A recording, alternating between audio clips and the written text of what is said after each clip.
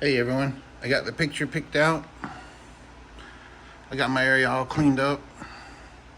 Let's do some coloring. Alright, let's just dive right in and go through. Just found this. It's called Spring Grace. Is the book is on Etsy. espublish.etsy.com. I reached out to EUGENIA, and she said, yeah, please go ahead and make a video. I really like all the work that I've seen that she's been publishing, and I just had to make a video on it. I haven't made a video in a while. I've been kind of ill, and since around Christmas time, I guess. Had the flu and all that stuff, and I just haven't been able because I have asthma, and now I've got bronchitis. I'm trying not to cough, and it's like right now, finally, I can get through a video without just hacking through the whole thing. But anyway, that aside, this is when all of her pictures so far that I've seen, all the things she's been publishing, she's put out a picture that's in color, so you can use it as a reference. And I'm gonna follow along with the reference, because I think this would be great for a lot of people to start learning how to pick their colors and just the technique. I'm not showing you how to do it or what I think you should do. I'm just showing how I do it and explain my steps. I don't know if we'll go through the whole picture. I'm just going to start making videos, and as it goes and progresses, I'll put more and more out on this subject, this subject here. So don't feel bad about going in and looking at the colors and all that, because if you're a beginner, and this is geared for someone that's a beginner, if you're a beginner, this is a great way to learn. You're not gonna, it's hard to progress without some sort of reference, because you're always looking at other people. But you go in, you see this, you see this, and it's like, oh, that's very intimidating. But we're just going to go through the steps, and I'm going to show you my steps. I do everything on Bristol vellum. So this is what I order from. See if it's showing up there. This is what I order from Amazon. I use that. It's a Bristol vellum cardstock. It's 67 pound, and I find that for me to be easy to work on, and you can get a lot of levels because of the tooth of the paper. Every time you use your pencil, you're knocking down the teeth of that paper, and it's going to take less and less color from your pencil, and it's going to start glazing over and getting that shiny look. Now, when you go to print out on this paper, you've got a choice. You can print it out because it is black and white already, or we'll call it grayscale is what it is. It's already grayscale, so you got a choice. You can print it out in color, and it'll still print, that grayscale in color, and it'll have some blues in it. It's going to be a lot darker, and I usually 100% of the time use that. But I found out with these pictures here, it's kind of better to go with the black and white. So this is the one I did in color, and you see I was already losing the tooth of the paper. It was starting to glaze over, and I was like, this isn't going to go. I'm not going to get to the end result that I want with this. So I cut back and I started doing it, and that would be a comparison. This is color that's printed out in black and white. So there you go. So I chose to restart and kind of play around with the color just to see where I was going to get, and I thought I was getting there. I felt like I was going to be able to maintain the tooth of the paper throughout this whole thing.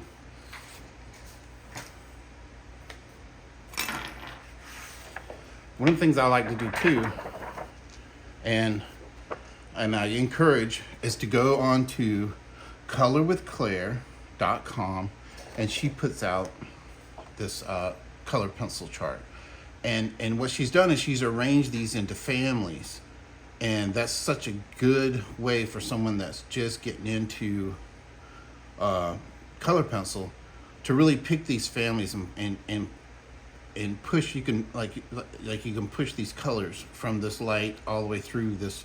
And I've always used this anyway right here. I don't use the nectar, but it is the next step in the process here. So this is something too. If you want to go in, you can take this, look at some colors, and try to pick where you're at on these colors, and that's cool too. the way that I work is I use a basic set of colors. So I'm just going to use my my electric blue, my scarlet lake, and my canary yellow. Those are my primary colors that I use. Are there other blues? Yeah, you can get like a Carillion, light Carillion, and different colors. But you can push to this color with white, so you can just use that basic color. That's how I work. So then with my coloring, I'm going to use the cream, the light peach. I'm sorry, for my skin tones, and my peach. So there's those three. This sets up very basic. You're not having to chase down any other colors, and then also the dark brown. I put that in there, and then you'll need a white, and you'll need a black. Now this is all Prismacolor here. I step out of the Prismacolor family because I really love the Derwent color pencil. I think it's called Derwent drawing pencil, and it's ivory black 6700. So this is usually my black. This is where I go into shadows and stuff and bold and push things way back with this black. You just have to be very careful with it because it's almost like a magic marker. It will go black right away. So with that said, all the other colors here are just dittos of the same thing. I sharpen my pencils a little different for pictures like this right here. So I got a lot of tips, really sharp tips, and just to save time, you don't have to watch me sharpen. I just keep those off to the side. So these are pretty much just dittos over here. And I think I do have the nectar is out here. Yeah, I do have the nectar here in case we need it just to push, and maybe like an orange. I also did pull out a couple greens. I think I got an olive green here and dark green and some other green. What is that? Apple green. So because there's a lot of greenery in here, when you go in yellow and blue, I'll probably still do that, but then it's nice to have something just kind of fill in some of the extra spots you didn't want to mix on, because it's all about the tooth of the paper. The more closely you can get to that color, the less you're going to damage the tooth of the paper, and you can come in and put more and more and more. But I've got a pretty gentle touch. I can get in there with yellow and blue and take care of all this. So with that said, we're going to get started on this. Sorry, I got my drink next to me. I can't stay away from it. It's so good. So what I do is I get loose. I showed this on other video. Get kind of loose and get ready to come in and jump around. You're not dedicated to one spot on this drawing. If you look at some of the previous, just practice stuff I've done, you can see how much I bounced around just playing with color. So that's what we're going to do. We're going to come in and we're going to start utilizing the grayscale, and we're going to start putting our brightest parts first. And what we want to do is we want to establish where the light's coming from. Now I do that by picking out some good shadows like here, and then right next to some light, and you can kind of point that, okay, this light's coming in this direction. Okay, does that play true? Yeah, it's pretty true. Here's the light hits here but not here, a little bit there, coming in here. Here's that light, boom, dark shadow. So that's the way our light's coming in, and we want to stay true to that. We want to use that to our advantage. So we're going to come in and we're working real loose, get real loose, and we're just going to come in and we're going to touch these areas here with our light color. This is that cream, using Prismacolor, and we're not sitting here doing these little circles like this right here. We're just pow pow pow, get something in there. We're not worried about it because we're not damaging the tooth of our paper. We're working really light, so we can just kind of stick something there. There's a little spot there. And if you have your reference over here, you can throw that reference up front or somewhere, wherever you want it, and you just kind of look at it here and there. But I think the way that this image is, we're not going to end up looking just like that. I'm not that good. I'm not that skilled. So I'm going to get, using my techniques, I'm going to get very close to that. And I'm just using it for a color reference, really, not the light intensity or the shadows or anything like that.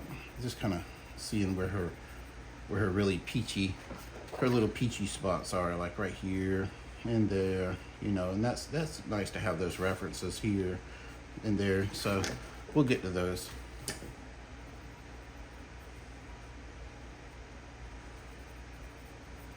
So we're just coming in and doing some, just kind of exploratory phase of this. Just kind of come in and put some color. Now I'm a page turner, so I'm gonna turn my page a lot. Hopefully nobody gets dizzy on this. But just by going in and doing what we're doing here, you'll start to establish your picture. You've explored it a little bit, showing, oh, I like this brightness here, bring some down here. You can see when I printed this out, I don't know if you can see, but I can. There's lines from, I have a cruddy printer, so you see the lines where it drug. It probably needs to be cleaned or something, but don't worry too much about stuff like that. Don't worry if you like right here going through that chain that's around her neck, things like that. Don't worry about that. That's all going to be fixed later on. Because what we're doing is, here's the grayscale, right? We're going to push past that grayscale. Well, our colors are going to dominate this picture in the end. We're going to push all that grayscale out of the way, and we're just going to be left with our color. And there'll be references here and there. You're going to see, you're not going to get away from all of it. But for the most part, we really want our color to be the dominant thing at the end. And that's just what I go for. That's my goal, is to take over and kind of make it your own, you know. So there we go. And there's some things I do in the front of the drawing. It's kind of like you're underpainting some things. And what we want to do is, if you take a careful look at your reference, if you have one, you'll notice that, see that blue in there? See how that is? A little bit of blue in there. So let's go ahead and take care of that now. Let's get a little bit of blue. And I'm just going to my normal electric blue. That's the one. I picked 3 primary colors. This is the blue I picked, so this is the one that I'm going to use. And I'm just going to come in here and I'm just going to lightly, you know, I'm just going to come in here and lightly put some of that blue into there. And don't worry about your other colors and stuff. Just go through it. Yeah, it's going to go a little green on there. We'll take care of that later. But we want something underneath there, a little bit of blue. There we go. So we got that little bit of blue on there. And while we got the blue in our hands, let's just go ahead and let's just glaze over this eye. I like to darken it up around the outer parts of the colored part of the eye there. Guess that's the iris. And then I'm just going to glaze over it real quick. Boom, boom, boom, boom, boom. And we'll come back later and we'll church this up a little bit and make it look a little better. But it's cool to have somebody looking at you while you're going. And also, I'll take another color I didn't bring out and show you is this pink, this rose pink. Now I've got it. I usually keep it in there, and I've graduated to this color from. I used to use the polychromo, the Faber-Castells. I used to use this one. But I kind of like to stay true to one brand because of people's what you may have in your collection. And if, let's say you went to Michael's, you could pick all these up single, you know, it would only cost you a few bucks, you know, maybe $10-15 to get the colors that we're using here. We're not using a lot of, you may be able to get them all in one set. So we're just going to come in and glaze this little bit of pink in there, and we want a little bit of life looking at us while we're working on this. And it's for no other reason really, other than just maybe have her looking at you. Cool. Now I usually stay away from pictures that have teeth showing, but I'm going through all of the different ones that she's produced. Most of them have the oh, that one doesn't, but really cool images. I can't say enough about how awesome it is to be able to work with these images. It's really, really nice, really fun. So we got that taken care of there. We got our first base. Let's go to our light peach now. And we're just gonna hug those areas that we just did. See all that brightness there? We're just gonna go right next to that. We're gonna start laying this right here in. Not making any commitments, just get some cool color on there that we can look at. And once we get all our color on, it's just a simple matter All right, we got this light, and once we go through and get our peach on there and maybe a little bit of that dark brown going in there, then we can start pushing it and pulling some color closer, pushing stuff away from us. And that's where you get all artsy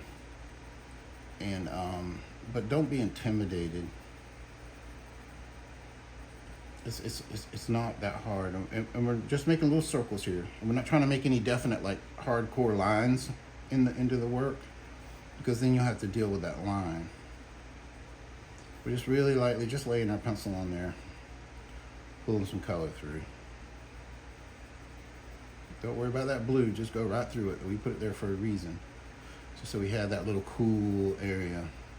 That's how I look at blues and stuff. It's just a cool spot, you know, as in chilly cool, not cool. Yay.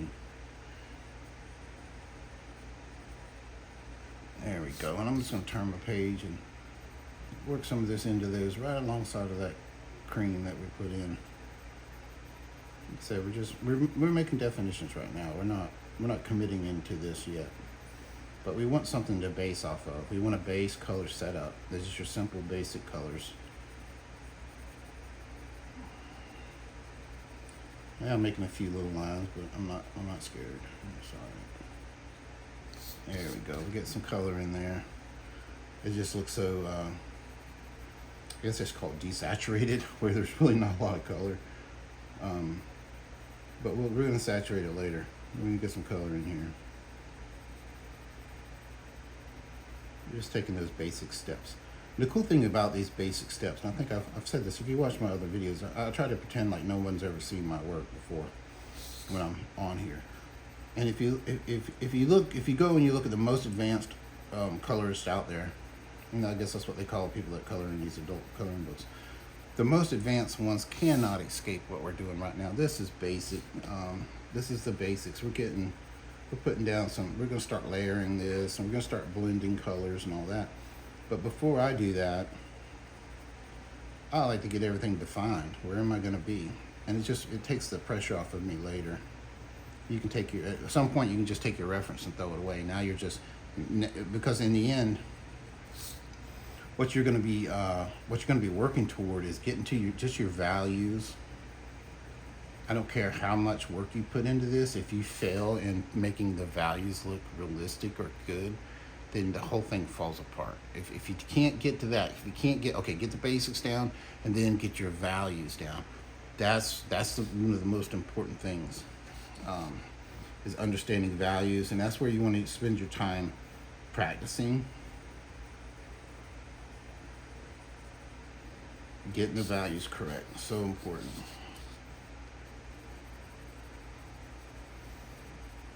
I'm just going to cruise across here and bring this color across.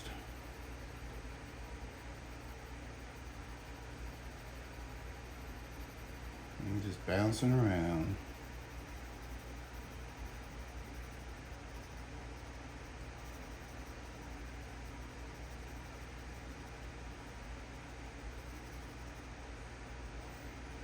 Oh, I guess the elephant in the room is my tip of my pencil here. If you're looking at that, I like because you notice how little I'm having to sharpen. I've got all this waiting for me, and I can just take these long tips and just by keeping it rotating, I have so much more of the tip that I can keep sharp, get down into the teeth really good where I want the color to be. And that's just I guess that's part of the technique.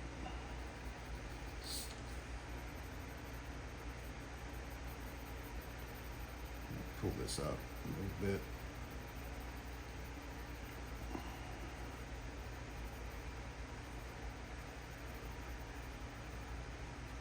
I'm gonna really sometimes, you know, I'm just talking through what I'm doing, what I'm thinking. That's what I'm trying to put onto the video. That's what I'm thinking. Why am I doing this? Notice I spent a little bit more time right in this area, because I like to have when I'm doing my definitions, I want to say, okay, this is saturated a little bit more so we can see what color we are here. and then we can use that as our reference to do the other areas around it. Because like right here, I want to saturate this right here a little more up into this brighter spot right here. I'm going to saturate. I'm probably going to just eat it up too. Just go right into where we put that cream, because now this is going to be our bright color, and now we've left room for our dark. This right here is kind of taking over. I took that cream and said, okay, you need to step aside. You're not going to work in this spot.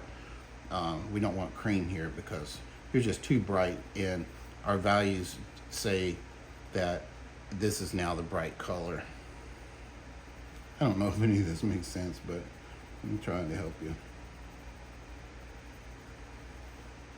All right, now we've got our new bright area right here. All right, so let's just keep rolling.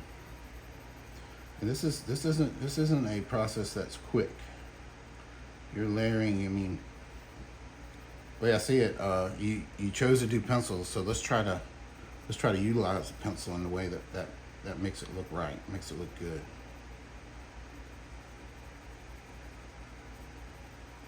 Otherwise, just use marker. You know, a lot of people do that successfully. I can't do it. Sorry. I use marker. It looks horrible.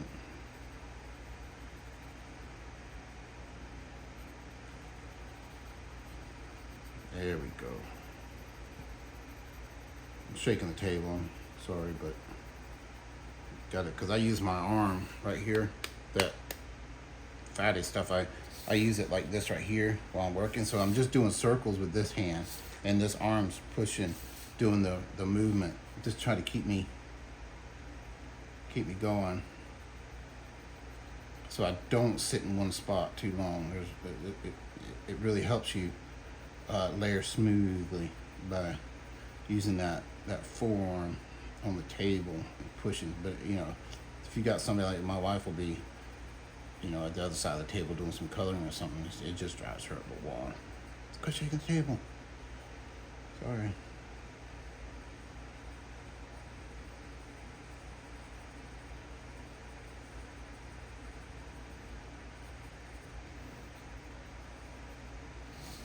There we go. We about got this color where we want it.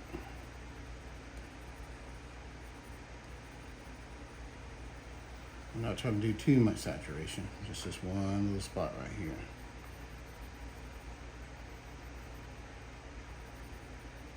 Let's pull some of this across his face right here.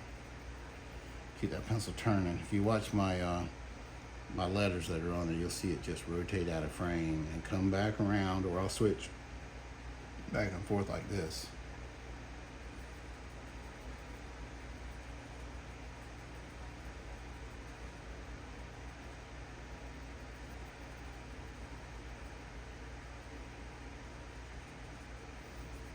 It's funny how it sneaks up on you now. It's starting to look like something. It's like, oh, it's trying to get somewhere now. I always forget them ears. Let's get them ears. We'll do that with a darker.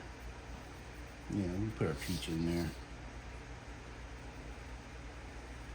I think we're going to use this as our bright color in this area here.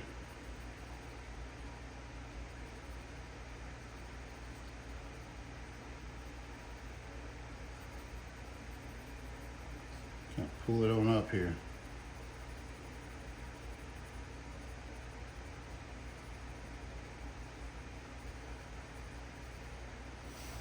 Eventually, you can the more you work with your pencils, you'll start to figure out little patterns that you can make that make a nice smooth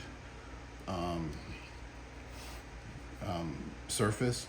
And the pattern that I use is that I pull backwards like this right here, then I turn like this and go this way.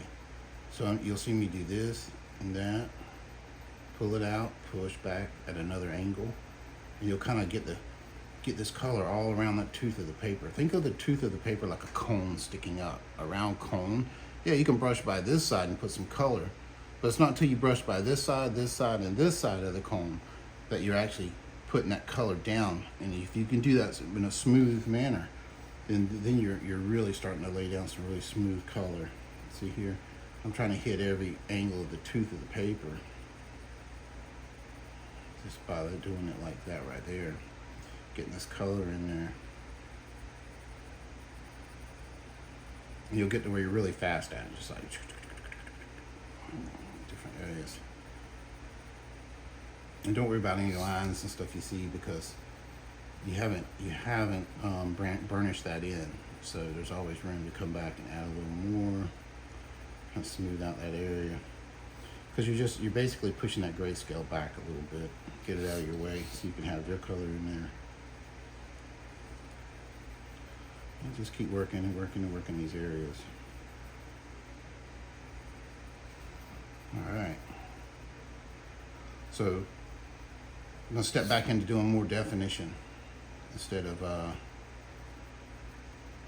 trying to do any blending or anything. Let's get back into definitions of what's light, what's dark. I'm gonna push this across here.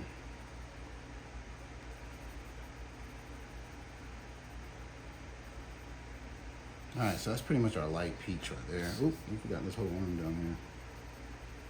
Let me go ahead and run it. And hopefully you can print it out without all these lines from a dirty printer. I don't really worry about too much. I like the process. The end part's pretty fun, you know, to just sit back and look at what you've done. But I like the process. I like doing this right here. What I'm doing right now is this is my joy. This is what I'm getting my joy from.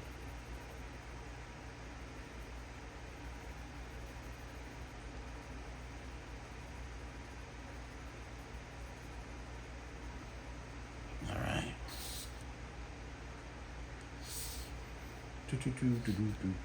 All right, I like it. I like it there. Got it where we want it for this color. So I'll just slide it to the side. Go ahead and pick out our peach. Go back to the area where I was kind of doing some definition, really saturating it a little more. I'm gonna go back to that area and saturate this into it. Pull it up. Now see, we push that down. Now we got a reference to work off of. So this right here's got to be even darker. Now.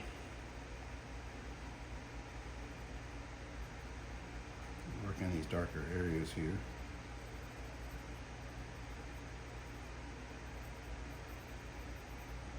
Ooh, I put too much right there. I'm going to lightly pull it from here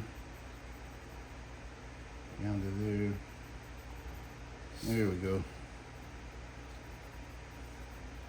It's going to be a lot of dark brown in this area. So let's bring it up. Let's go up into the face. Now I'm going to start kind of keep my tip very, this is how I get my sharp, my really sharp. This right here is only taking away the wood. See here? It's not messing with the lead at all. Your next phase is a little bit more wood and a little bit of the lead here. You can back out and then you start getting longer and longer just so you can get into here. Now once you've done that, you're good. Now you got that tip. That's what you want. Let's look at this. We should darken this in because we're in that shadow. Let's make it dark. Spend a little bit more time as you get into this, you know, in these areas here. You might spend a little more time making them small circles, darken it up, bring that out to there.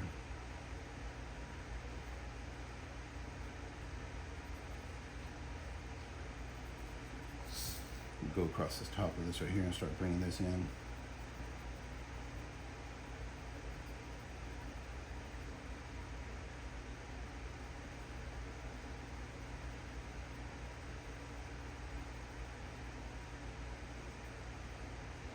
I'm going to put this out in a long form. So this video is going to be probably 3-4 videos. I don't know what it's going to end up being, but I like doing the long form because I believe that some people will spend the time to sit and take, you know, in 3 hours of this just to see the full process. It's like, okay, I've seen all of his end results on every, you know, a lot of stuff. You know, I post on a lot of Facebook sites and stuff like that. You know, a lot of people see my end results and then they're like maybe looking at what I'm doing and trying to accomplish that. I don't want to say level, but just they don't. So a lot of people don't realize just how much time I'll put into a picture. And there's other people who do them really quick. You know, I've got friends that'll knock out a picture that's just as detailed as mine, and they'll do it in like a couple of hours. I'm like, I don't understand how they do it. So, and they're not putting out videos. I would watch their videos all the way through just to see, you know, there's probably some techniques I need to learn. But if there's some techniques you need to learn that you see what I'm doing, I'm going to show you the whole shooting match. You're going to get it all. You're going to see exactly how I did it.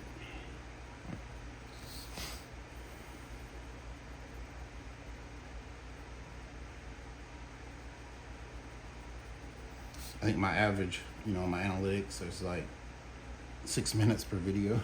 That's how long people watch my videos. It's funny.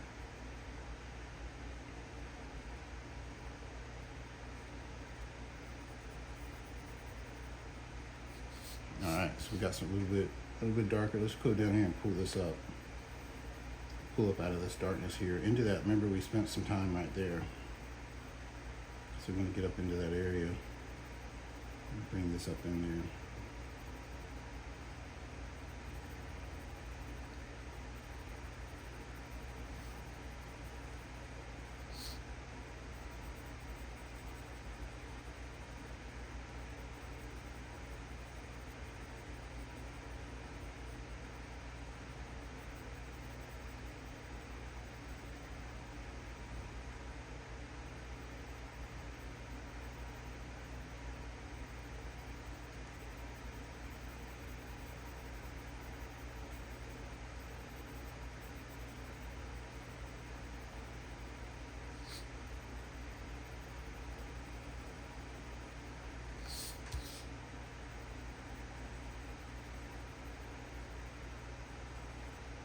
Look, my head's not showing.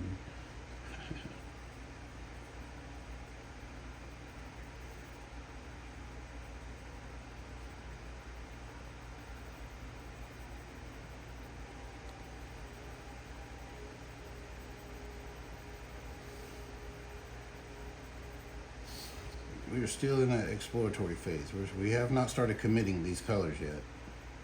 We're just getting something on there.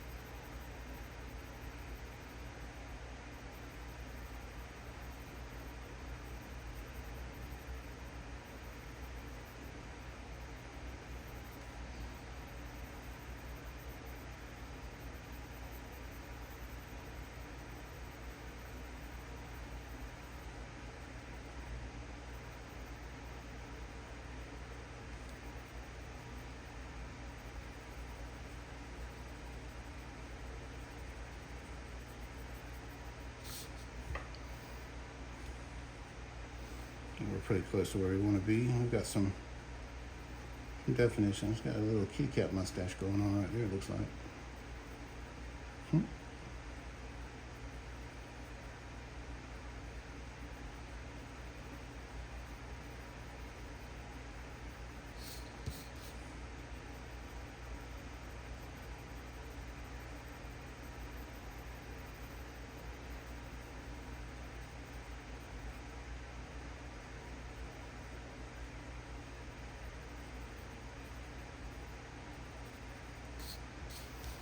All right, so now I'm going to jump over to my sand right here.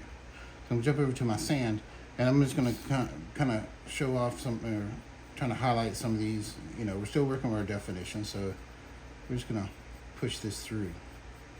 Not trying to Again, not making any bold statements or anything. We're just going to push some color in. Because then we can push and pull this later.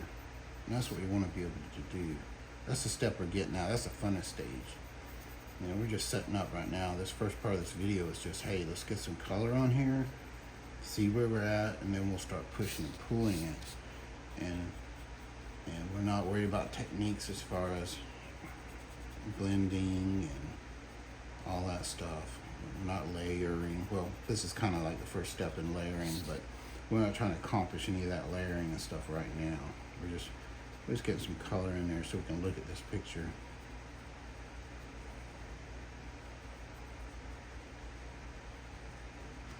Let's pull this into here.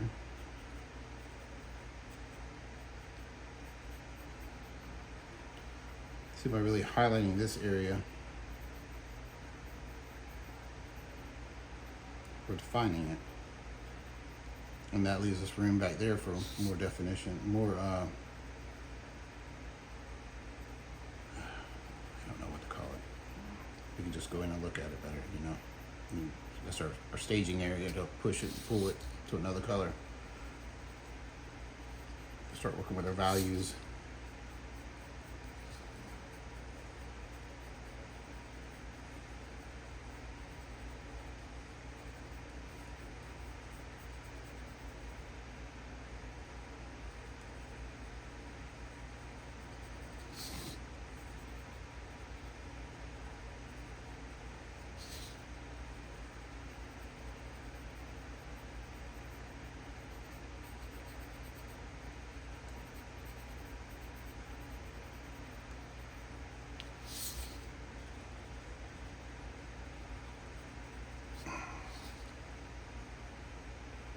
We don't have to do the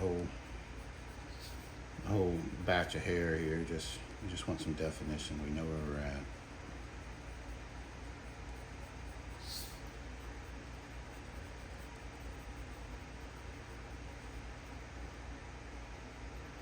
A couple of these back here. Let's kind of pull a couple of them in. And bring them forward a little bit.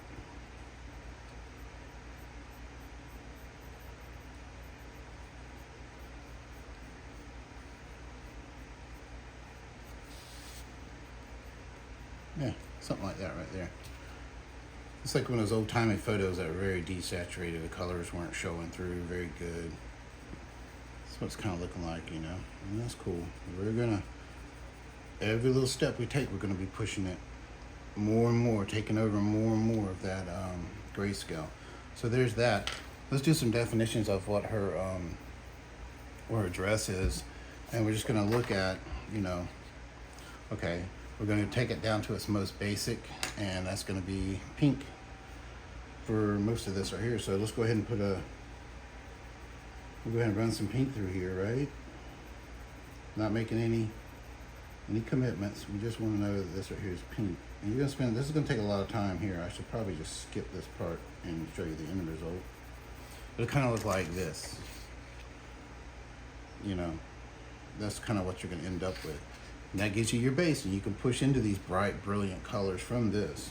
You know, you don't have to just dive in straight into these colors and think you're gonna. Man, this thing is really wanting to put some lines in here. It's okay, but I'll try to avoid. I need to back off this pressure a little bit. So let's get some there. We got this here. There, that one's pink. Just getting some color going. There's that one. So here, a little bit. All right, there's some pink there. Cool thing is once you get this, you can just take your reference and stick it to the side. You don't need to worry about it anymore. Okay. Yeah.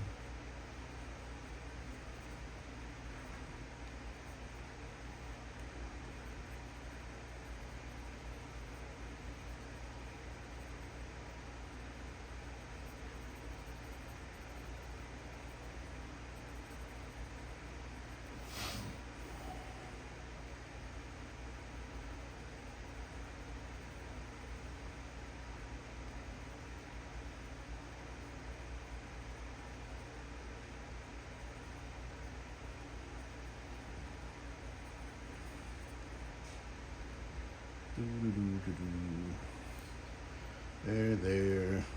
Oh. Some there.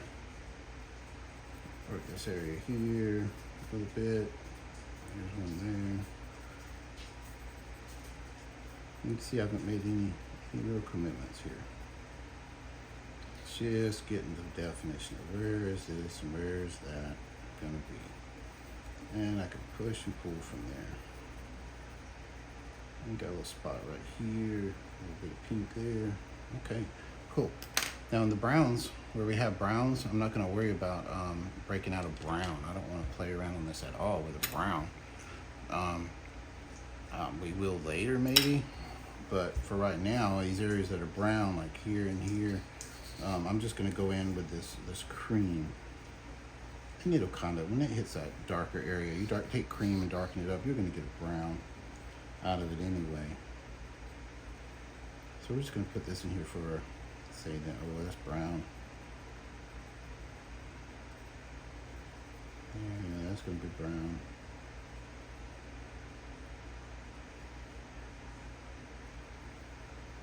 There.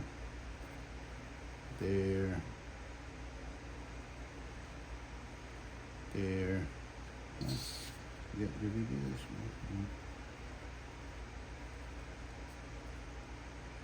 Yeah, that was brown. These two. There. So there we go. We got a brown in there. And let's do our blue.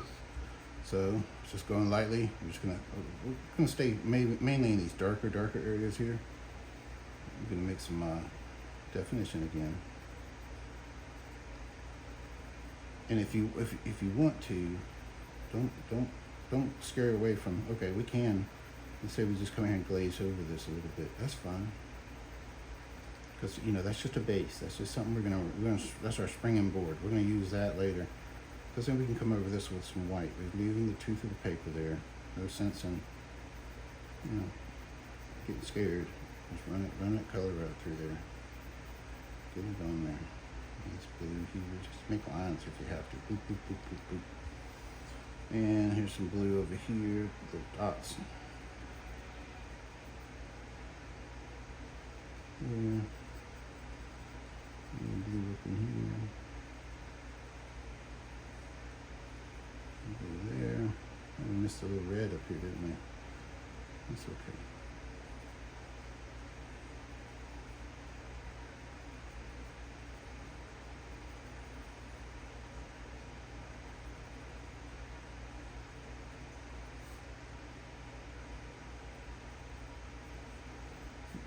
Blue glaze.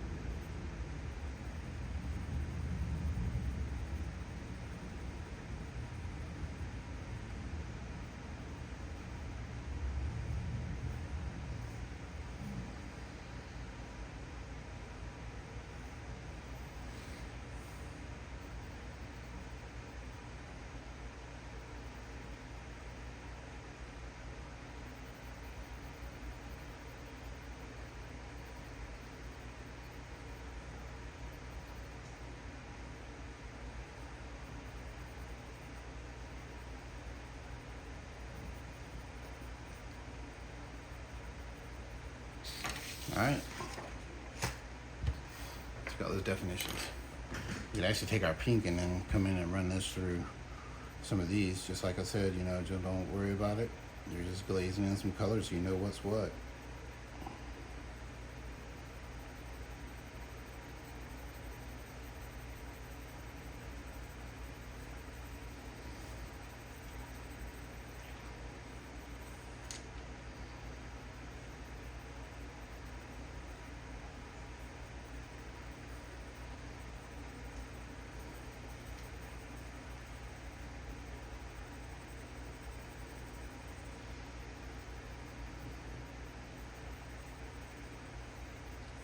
Two there, there's one here. And there's one over here.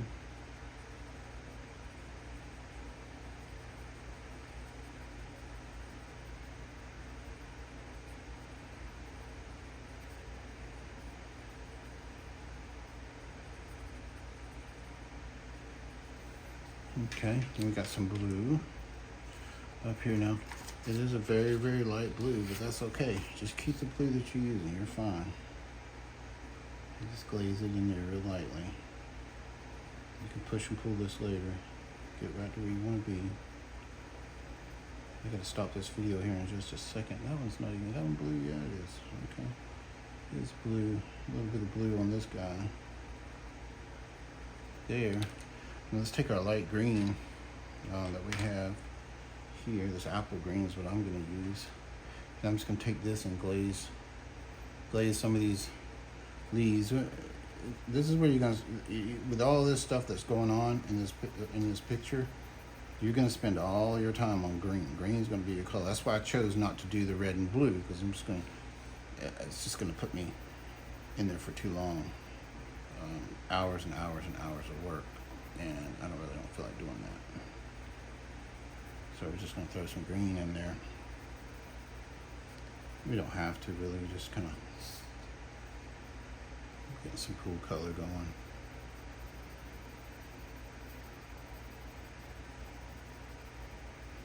So this is the first step.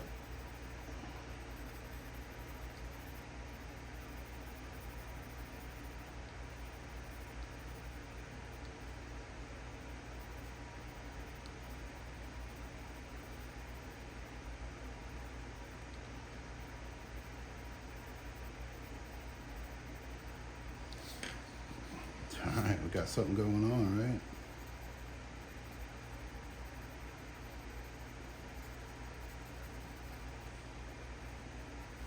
All right, I'm gonna stop this and restart it. And then we'll come back and we'll really start making some definitions, start making some commitments into some color here. Thank you.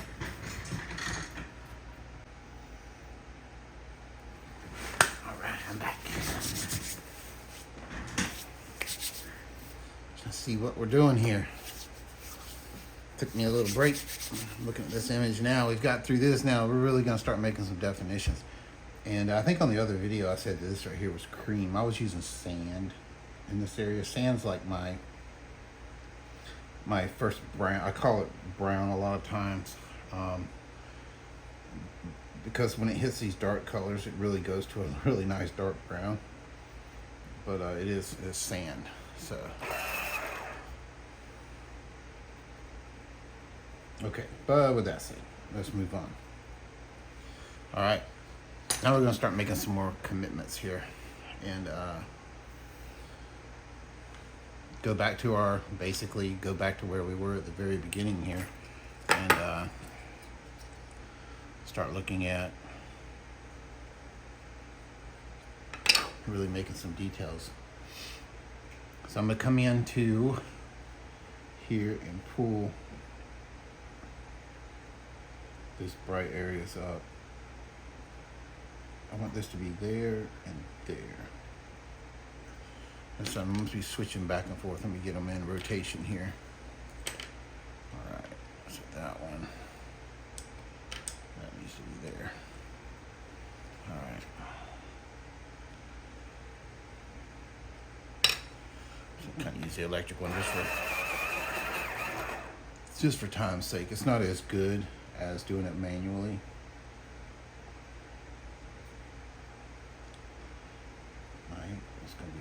what I'm doing now is I'm starting to push and pull. I'm gonna push this back just by making it a little bit darker. Around here, there's gonna be a little bit of a line. And I'm brighten that guy up right there.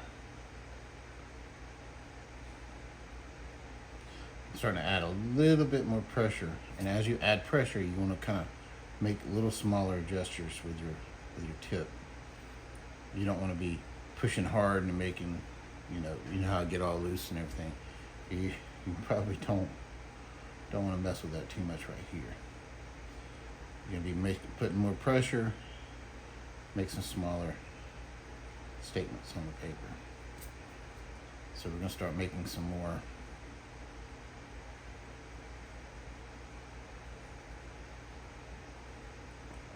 bolder definition. We're starting to really kind of commit to some coloring.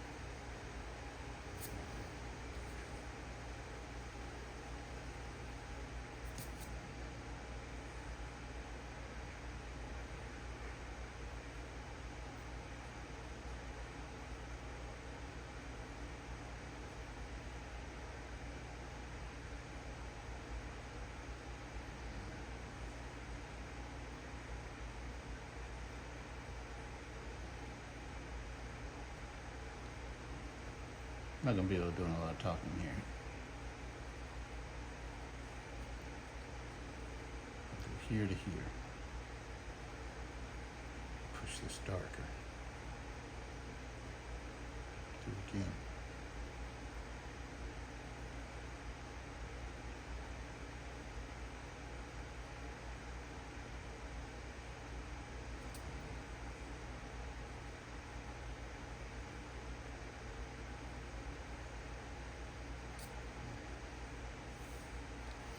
So it's good to have the reference. You can just take your reference and fold it up.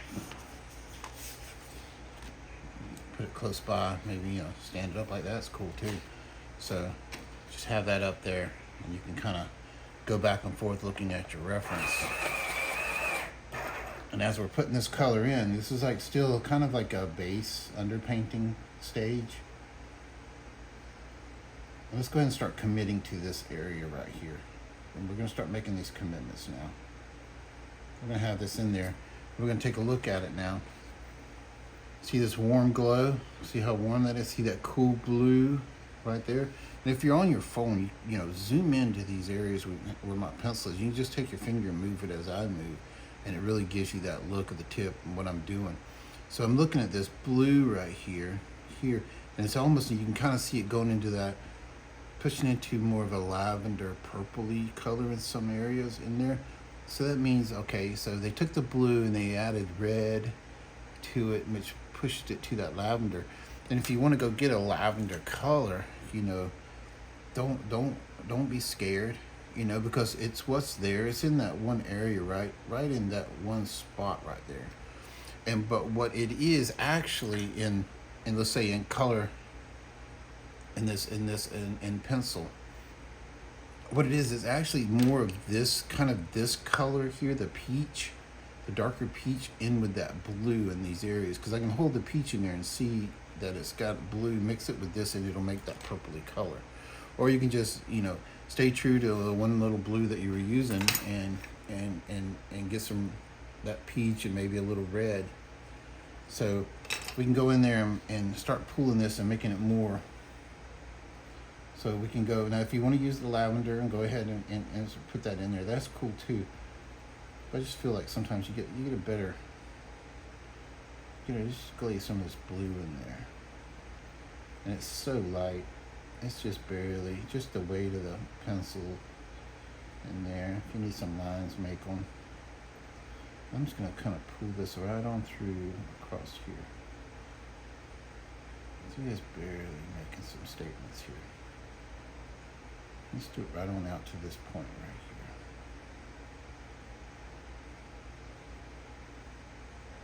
here. Right there. See that little U shape right there. We don't want to get too much into that, but we really want this blue in there so we can get that color. I'm gonna come back with our light peach. We'll just get in there with it a little bit. See if we can get it to push to that more purple lavender look.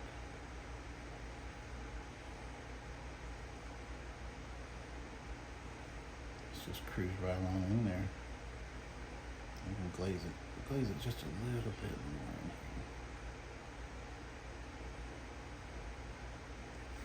here. One thing we need also is that pink. Let's go in there with our pink too. And now let me just buzz that tip. I'm just gonna push it right here. Just push this in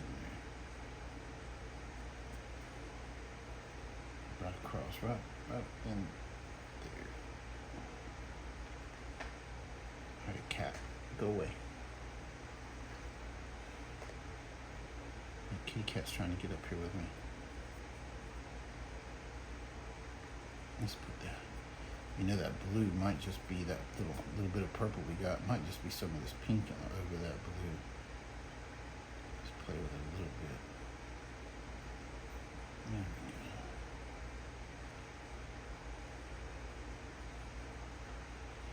All right.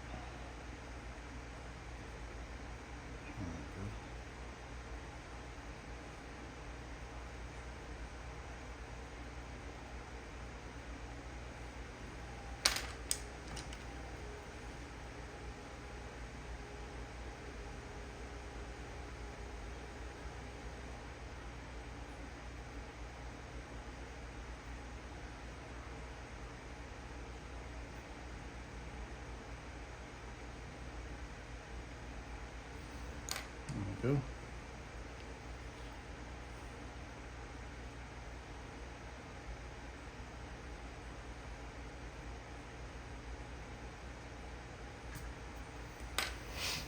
All right, like that. Now we start making this this more warm, glowy stuff here. I'm just going to come in with just a little bit of red.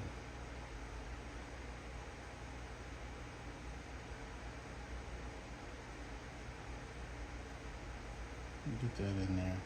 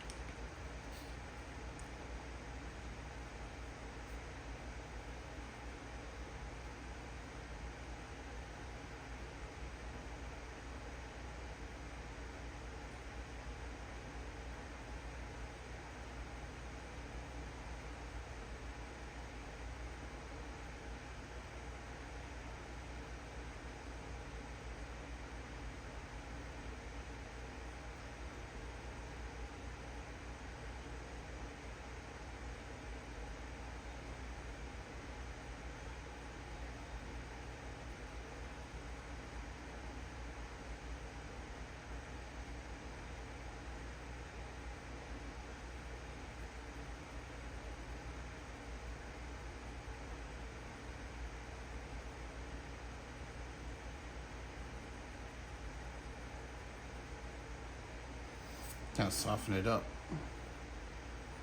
Because you know, it went a little red, a little too far. We had to pull it back a little bit.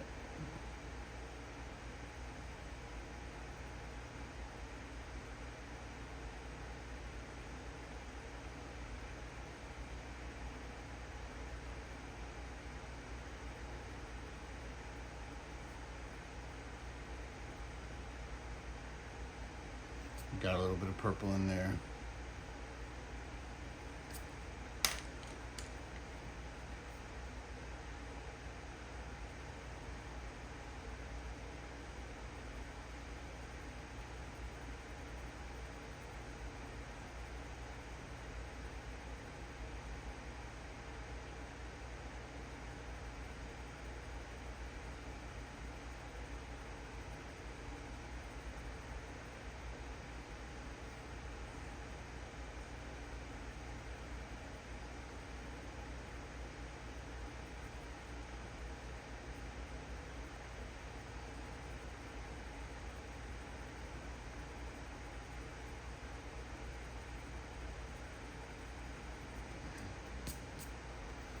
There we go. Now I use a heavy, this is like a number 8. It's a heavy stomp. This is gonna preserve your tooth of your paper. A lot of people take that burnishing pencil and go in, that's called a blending pencil, but that's gonna put too much of this wax into the tooth of the paper. I don't want any more wax in there, but I do want to get some kind of a blending going. And you can use a liquid blender also. Just basically it's mineral spirits, odorless mineral spirits. You can use that too, but I'm just using the weight of this right here and just letting it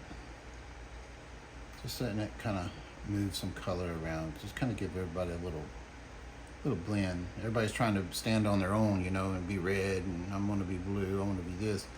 And you just kind of coax them into kind of joining up together a little bit more and making, there we go, make them kind of come together.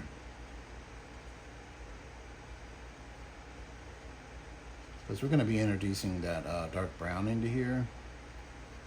When we do that, we're going to upset the apple cart. And we don't want to upset the apple cart. We want everything to kind of work together. So there we go. We got that blended in. Kind of nice. Everybody's kind of, you know, commingling in the same area. Took it kind of down. Took it back to where we kind of wanted it. And you notice, you know, there's still some darkness up in here, and that's going to be that dark brown when we come in with that. And so we came in with our red, and we kind of added that warmth in there, and we kind of just blended everybody together. And we're going to do the same in a couple more areas, like over here. See that? Just think of a, see, there's a line. Think of this shape right here, and where is it? So it's here. Comes over like that. We're just gonna call it that, and we'll work off of that. Kind of put some of this. This is gonna be the warmth that we're putting into it. And there's a little bit right there. I'm gonna add that warmth in.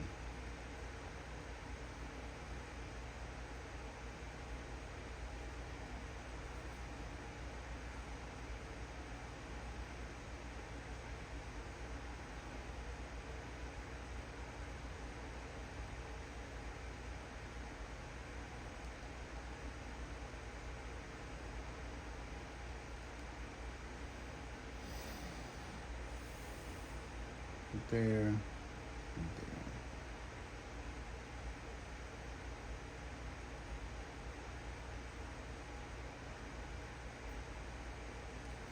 There we go. We can grab our peach.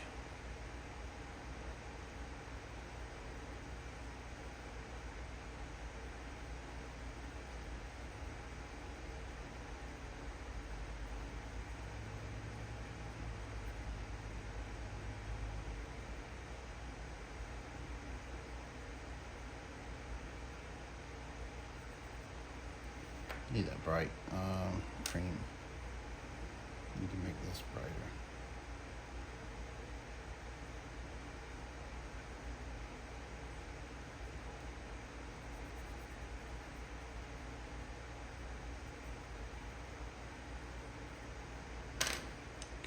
bit of lavender going on right through here.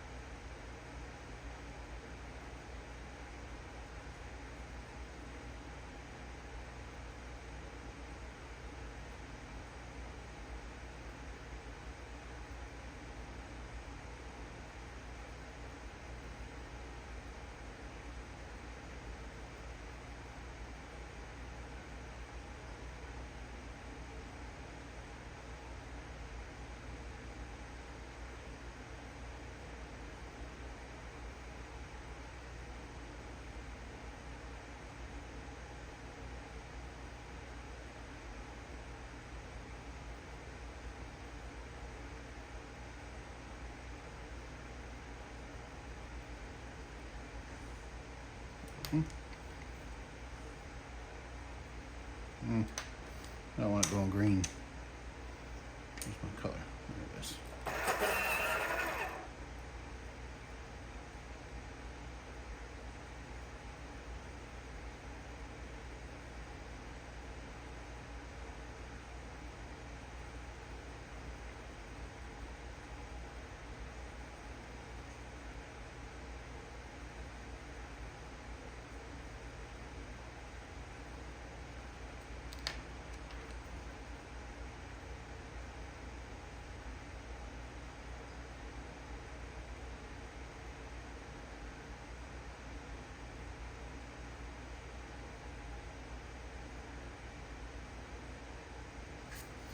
A lot of times you just, if you're working off of a reference, see, this is the only place really this cream is actually at, but I'm kind of blending it through some more of this. So this is actually where the cream is, right there.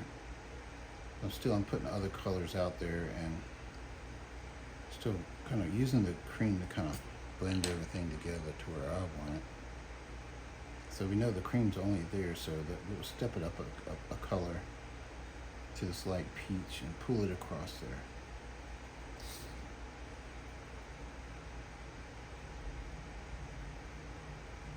Trying to add that flesh in there.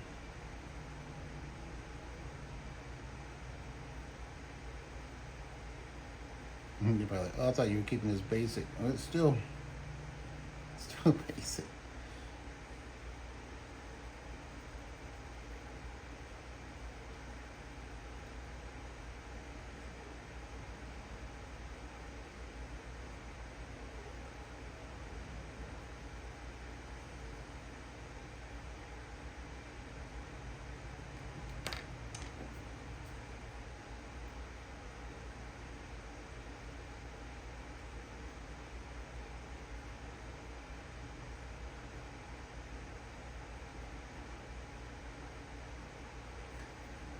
There you go.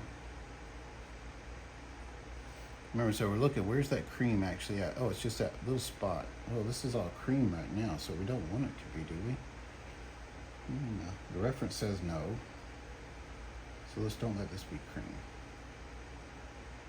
Let's go ahead and take it up to the next, which is the light peach. We'll run it in all these areas except for that, really, the cream, actual cream color. There we go. So,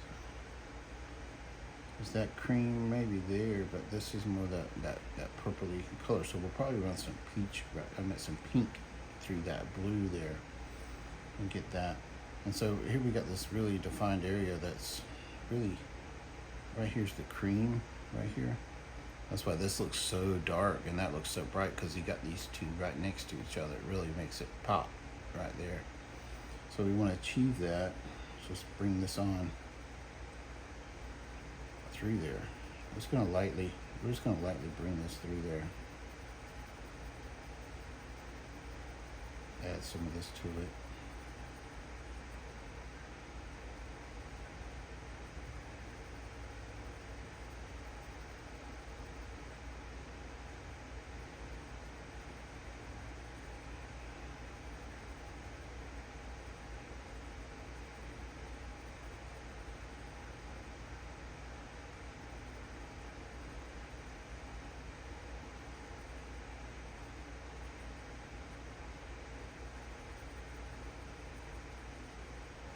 There's a lot of white in this area.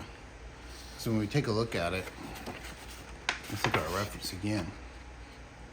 We want to look at this right there. This is where we're going to spend a lot of time getting really, really detailed in this area. Maybe a little bit of the hair in there. So we're looking at this area right here.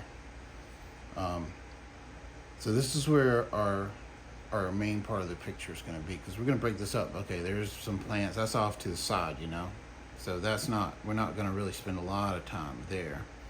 And then when you come down, the dress is going to take up some time because of the detail of the dress. But everything else, other than where you see the dress is pressing here, that's where this isn't from the light, you know, maybe it's poking up a little bit above the dress, but I see this more as like the pressure on here is pushing the flesh, you know, like the blood or whatever is creating the skin tone away from that area. So it's void of that, only because I think it's getting the pressure from the dress, the top of the dress here.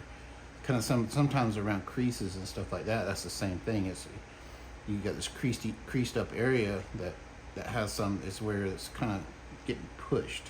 So like these areas here is a little thinner.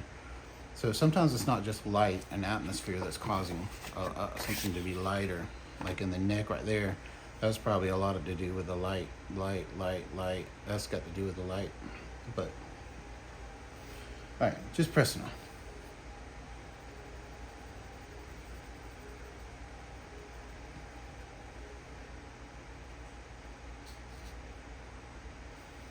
I'm going to push this right on up out of there.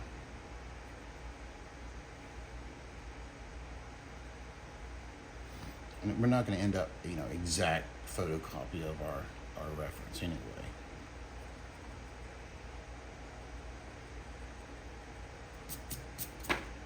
Yeah. So, see, I'm asking myself, okay, is this cream? No. Okay. So we can just put this in there. Let's push through with this right here. We're going to meet up with this area that we spend a little more time on. We're doing our smaller circles. Put some real color down. Committing just a little bit more to it.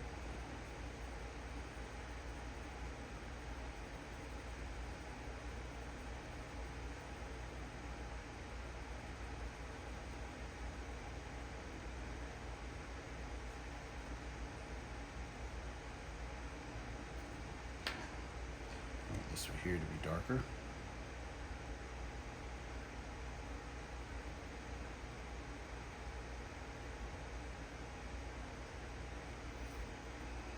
Blend it up.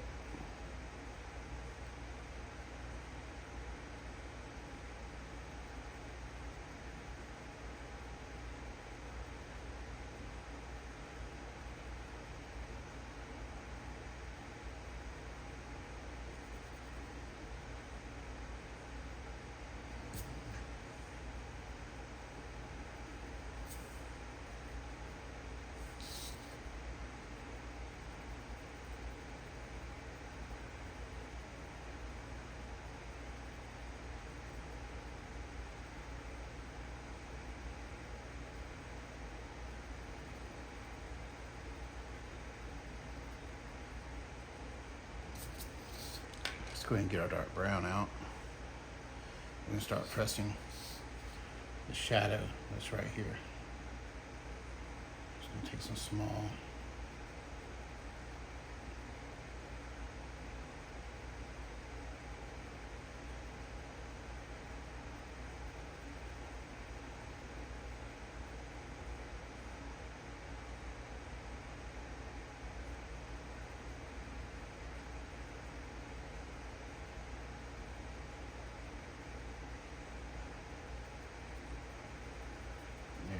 we took that to where we wanted it right there. Now we can start pressing from that point out.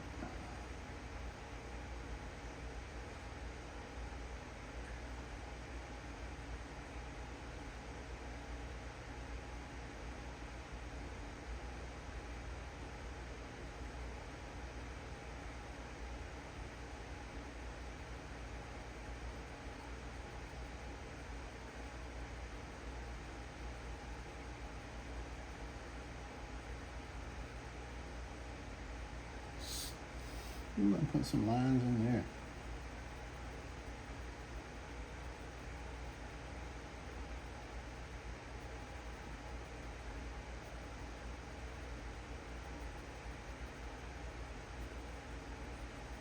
So now we're making commitments here.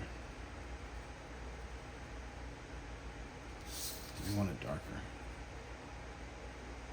I want it darker here too.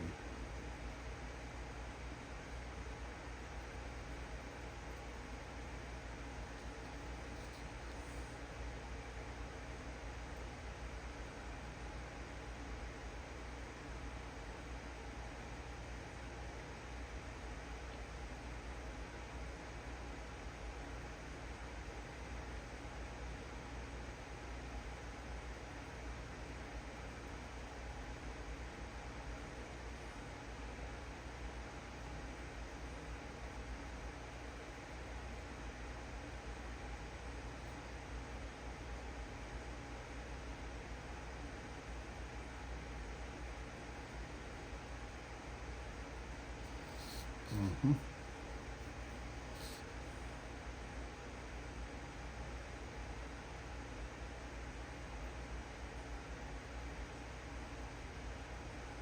Don't be scared.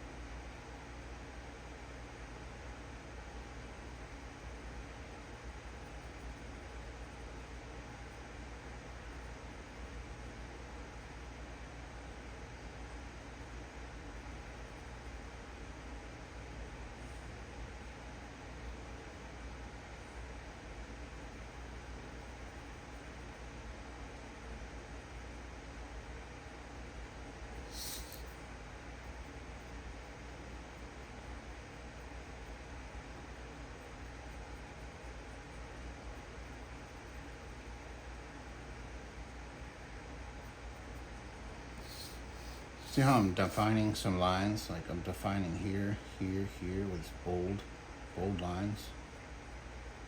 Bold, here, here, here. Push, push, push, push, push, push. You're pushing that back, back, back. And then just make a little glaze over it. Right here. Maybe bold this up. Glaze, bold, glaze, you know, and that way you're slowly, it's just that pushing and pulling stuff that I was talking about. We're pushing it in these bold areas that we want definition, there, you know, something like that. Definition, just so, sometimes it's just these little dots and things like that, you know. Put some dots in.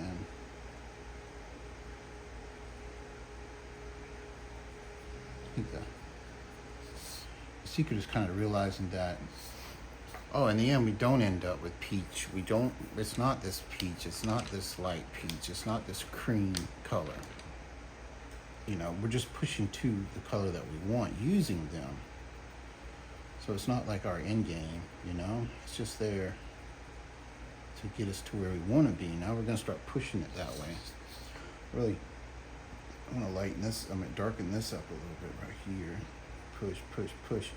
And you see some of the bolder statements we thought we were making aren't so bold anymore. Like across the top of her head right there. It's not even that bold anymore. It's lacking a lot of the pigmentation that we want, that's flesh tone. It's lacking that now because we never really committed any color in there. So now we're going to come back over to this and we're going to commit some of that color into it. Like this right here. And now we're going to start adding that in there.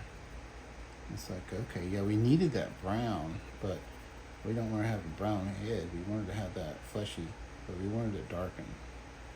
We don't want it to be peach. We don't want this color there.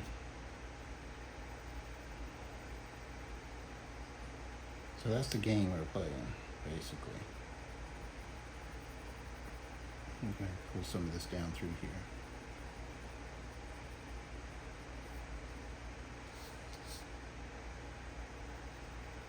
We can go a little darker now here. Because we're committed. We made some commitments up here. We can round out some of them lines, get them gone. And we'll use our stomp in there, you know, we'll come in with a stomp and go in here and show a little love and get that all straightened out a little bit more. And that's, as long as you're not making huge commitments, you're fine. You can just keep on going. A little bit at a time. You're not trying to commit it 100%. It needs to be darker, darken it up a little bit. Oh, you don't have enough flesh color in there now? Well, add a little in. It's gonna be back and forth, push and pull, push and pull.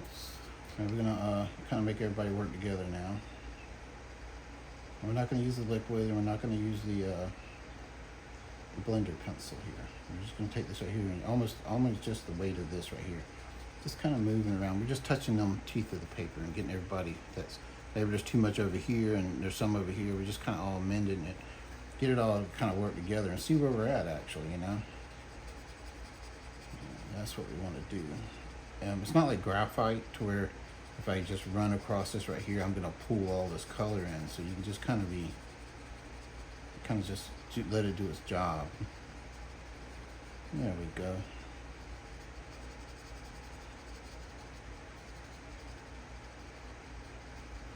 Kind of making that cream and that peach and that light peach just kind of do something together. There we go, not really moving a lot. So there, we got it a little closer, didn't we? So let's come back in now and look at some of these colors up in here. Now we can start to see that, more of that, you know, it's almost a fleshy color, isn't it? So if it is, let it be, you know. Don't try to redefine it and think, oh, I can't go up there. Well, you can. Let's put a little bit of that in there. Basically, you need it, really, right there. Need that in there. Maybe just a hint, maybe just a little touch of yellow over that color, because we haven't used this yellow anywhere else, so that's going to make it look like, oh, it's something else now. But it got a little warmer. See there? It got a little bit warmer in that spot, and that's all that was. It's just a little warmer right there. So that's all we did. We made it a little bit warmer. Maybe a little, find our sand here. That's not sand. Where's my sand? Here's my sand. So get my sand, make sure I got a good sharp tip, and just kind of, let's be more, make a more defined color here. There you go.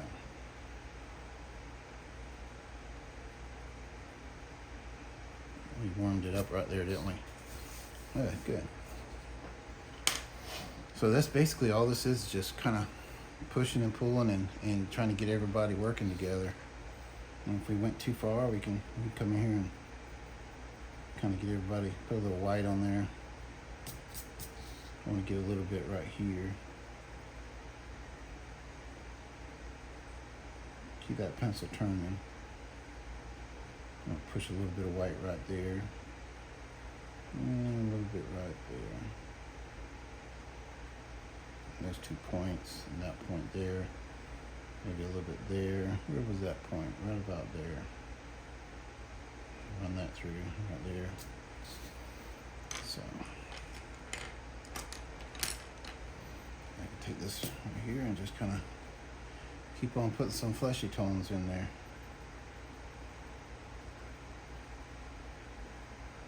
Just a little bit closer. Still got that bluish color in there.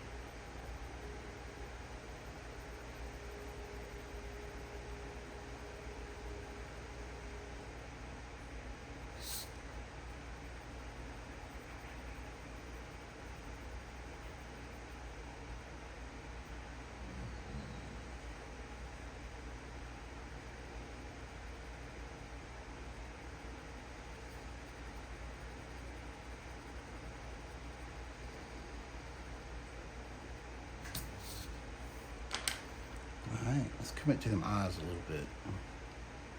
Let me bring it down here closer to me. Take my glasses off so I can actually see. Make some bold blue around the outer edges of it. Pull lines in.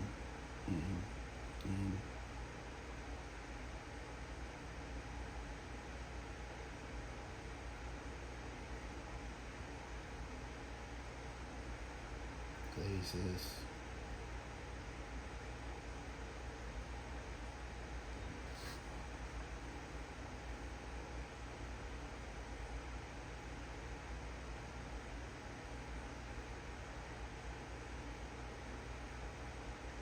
Very bold. Put some color in.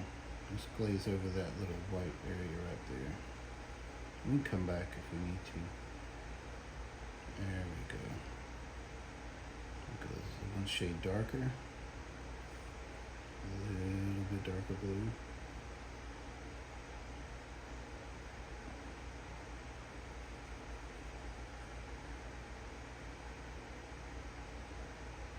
There. How about that? I like that. Redefine some lighter areas here, lighten this up.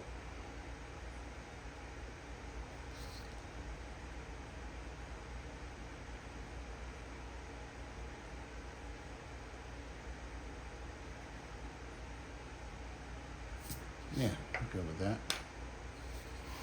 We're taking it another step. This is where I take along. It's a process. It is a process, and a lot of people don't want to, probably go through this, but I'm just showing you how I go.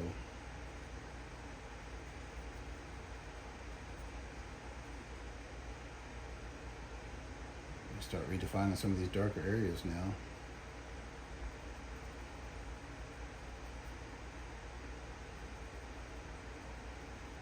And without the dark areas, the lights really isn't doing much. So as you come in, start defining darker, darker, darker. Around this, darker. You're really pumping up your bright areas. You probably just glaze this with this. Go right through there.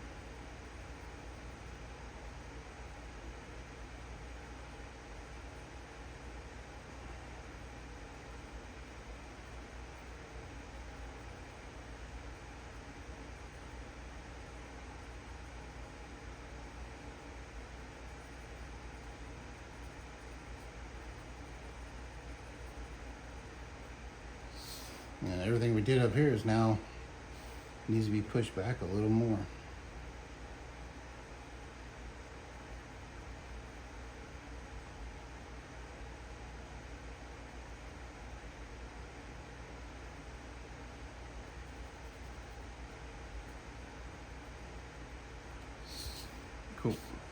Remember how dark we went on that nose, and now it's kind of like, hey, that's not even dark anymore.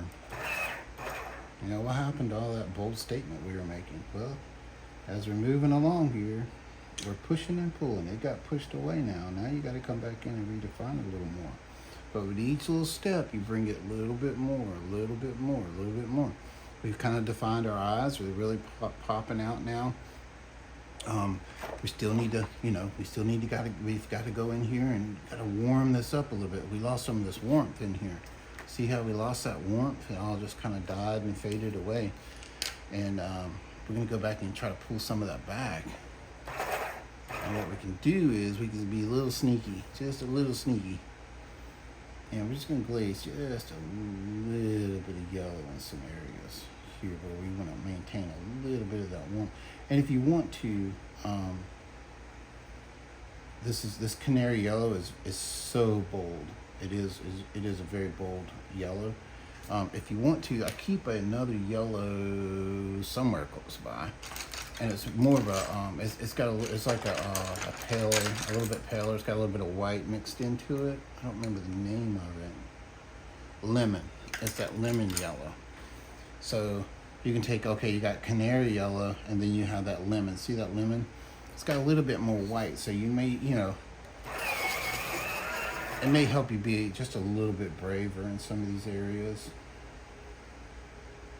where you want to start adding in this warmth right in here. Because you remember we've got red in there, and we do want this to go a little orange in some of these areas. We want to stay away from that blue as best we can. So we pushed it a little bit, and instead of using, because we took that yellow, let's say we mixed white with it and made it that from canary to that lemon yellow. Same thing here, we have our rose pink, and you can even go lighter if you want to, and you can just kind of start adding some of that over that yellow, and you'll start to get that really warm, you'll get that warm color coming in. It's just try not to hit too much of that blue, because that's going to do that purple thing, and there is some purple right in here. So just adding a little, you know, just a way to add a little bit of warmth in there in those areas. You know, keep it going. Come back and glaze it all back over with your peach there.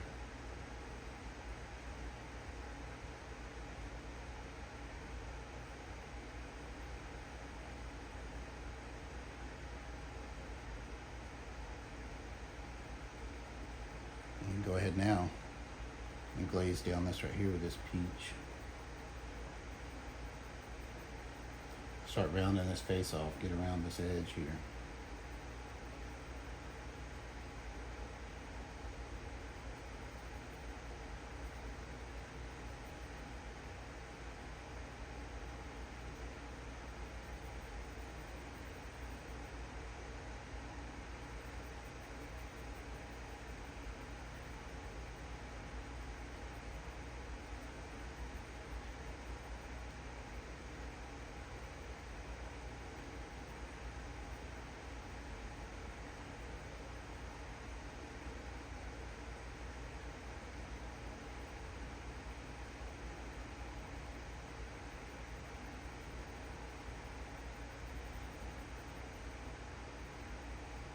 I need to stop my video there and we'll restart. Alright. I don't know if this is part 2 or part 3. Part 3. Alright, so we are going to keep going. I wanted to try, where's that pink rose? I really don't, I only see it in this one spot right through here. Just a little bit of rose, if I can get this to come off. Just kind of add a little bit of that in there.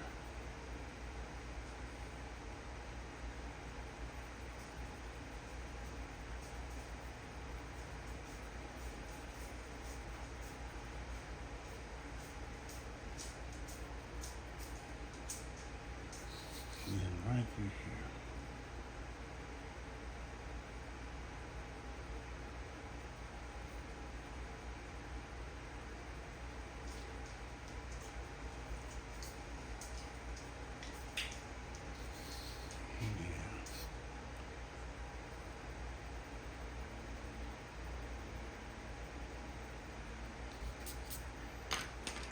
stomp this all out now.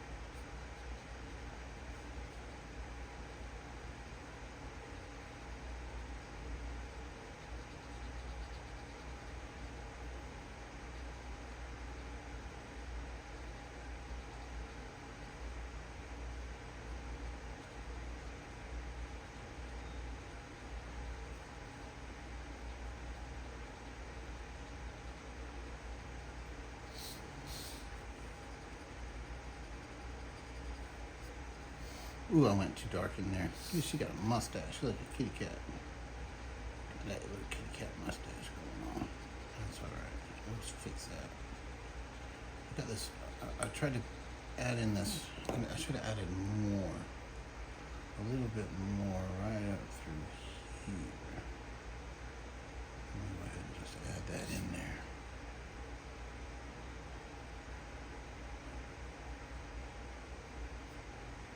There we go. Then I'm going to take this right here. This is peach, right? Okay, yeah. And this darker peach. Right into that. Right into that rose that we just did. Let's just run it right on through there. Get this start looking like something here.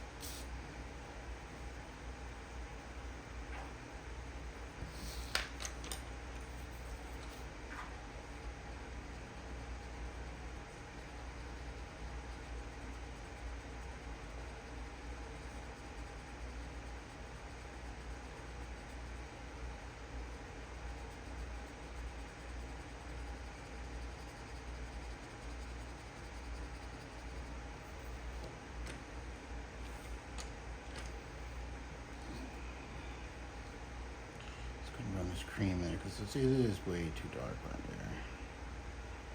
I'm gonna put this cream. Usually when the cream hits that peach, it really kind of warms it up a little bit. Anyway.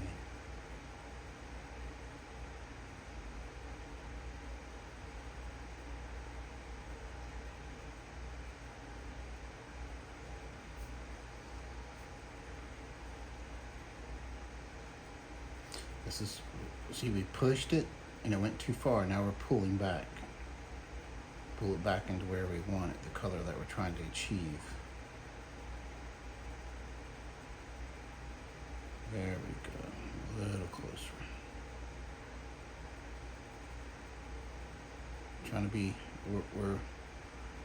we're pushing a little hard on the tooth of the paper here right there. I was just because trying to save that little area because I did go too far too much at one time. So now, you know, you have to pay with the tooth of the paper. So I had to pay a little bit of a penalty as far as my tooth. So I just got to remember that okay, I lost some of the tooth of the paper right here. Let's blend that on in a little bit better. I'm trying to get rid of those red lines. I pressed too hard with the red pencil. And we will get there. This needs to be just barely lightened up a little bit right through here. She looks like she got cat whiskers or cat markings there. It's too bold. Can't have it. But luckily the tooth of the paper is safe, so we can come in here and lighten this up a little bit on both sides. pull it back.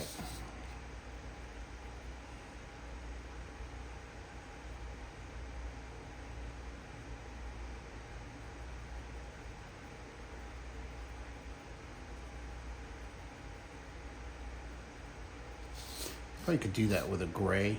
I usually keep the that 30% gray or whatever it's called.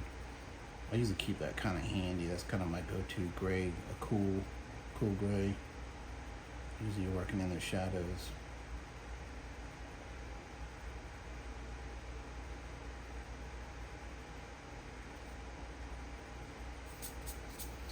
Starting to become something.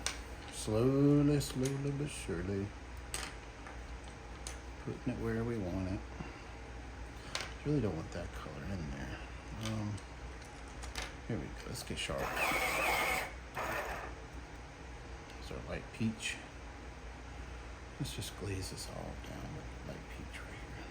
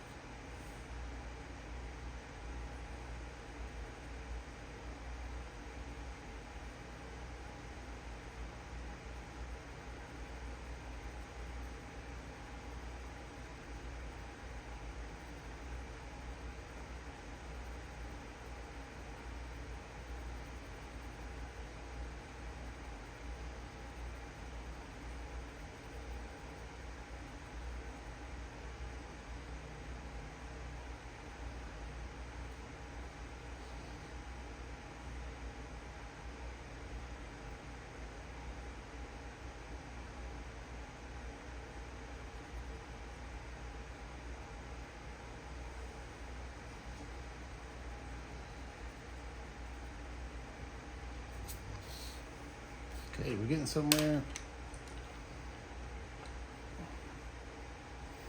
Let's just continue glazing this peach, light peach in here.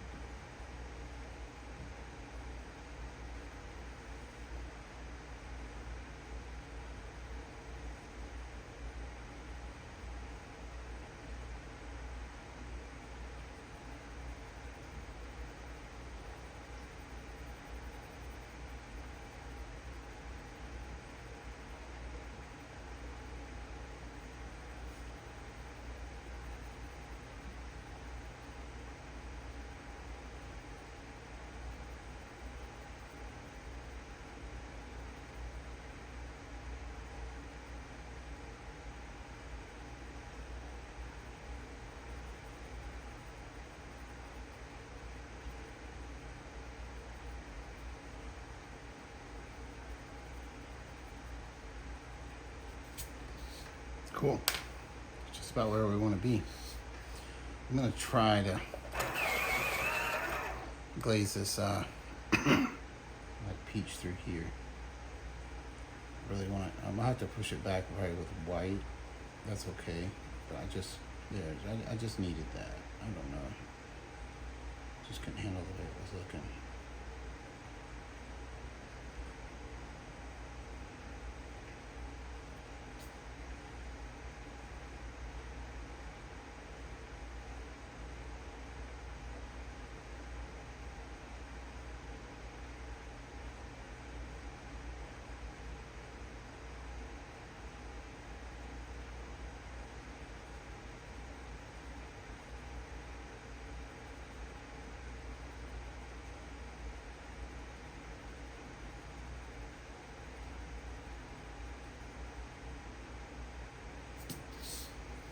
Cool.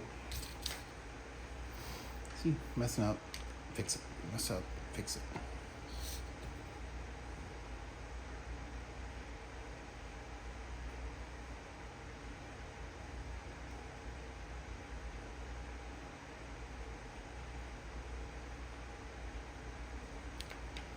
I'm gonna go with a little bit of this rosy peach right here, and the rosy pink.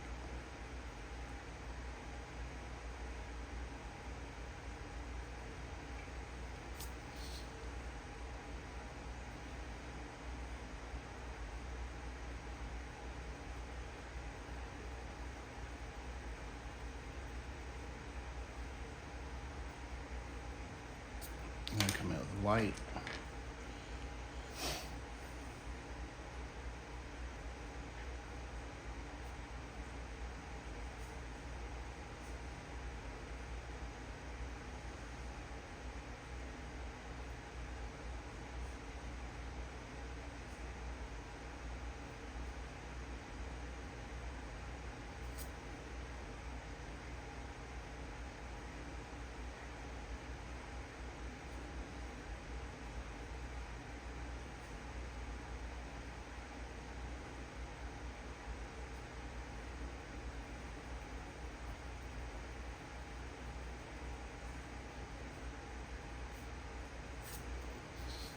There we go.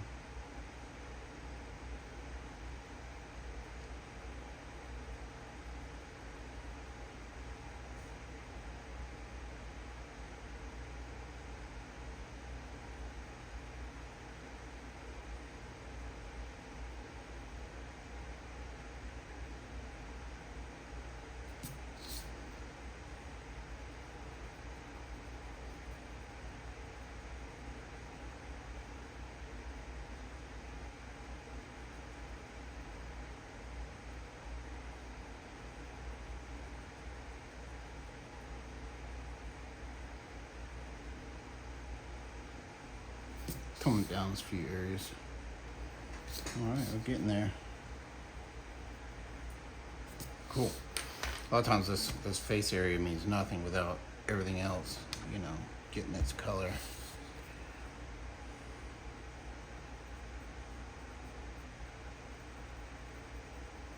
I'm just gonna step away and darken this up a little bit right here.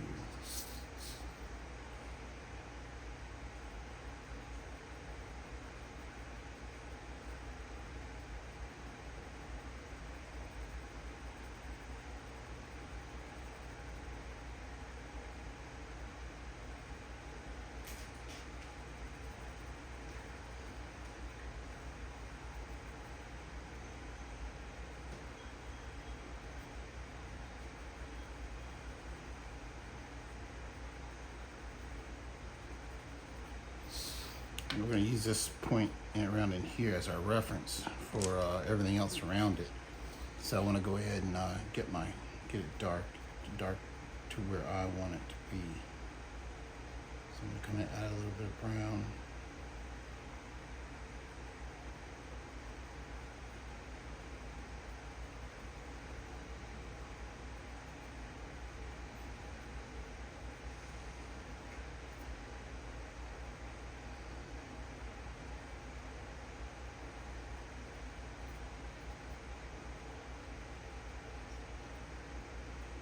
Define that neck there.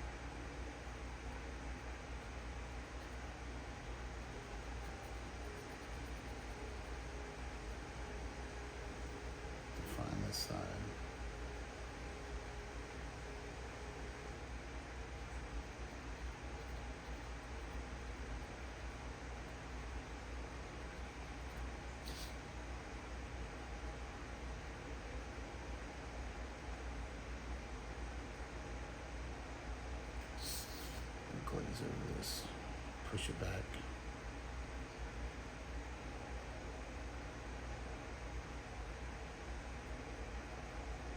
See how light that is?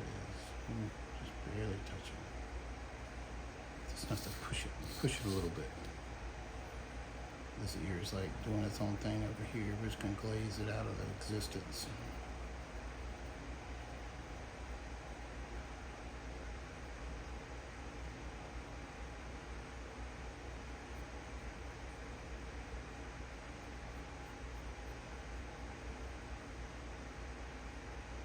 And some of this like see these little lines I'm defining here?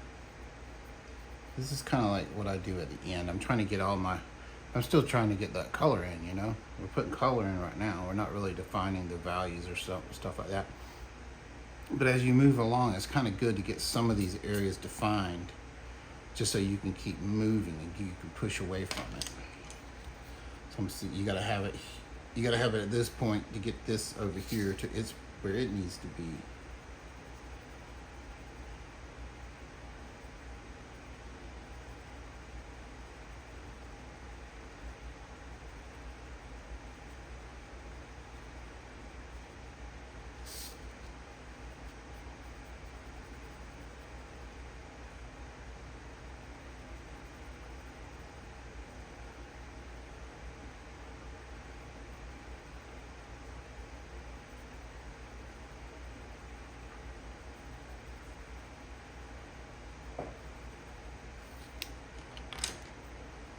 Okay, I'm gonna pull into this right here now. Kind of get a little bit lighter as we come up into this area.